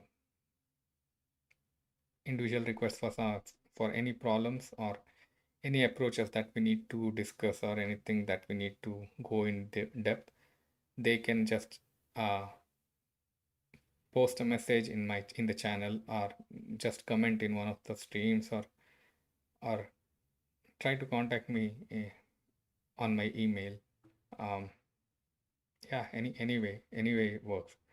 So if they just write it to me, I'll try to get back to them and try to address that particular scenario, or give time to solve those particular scenarios or that type of problems. Yeah, let's take a break now. See you guys in some time.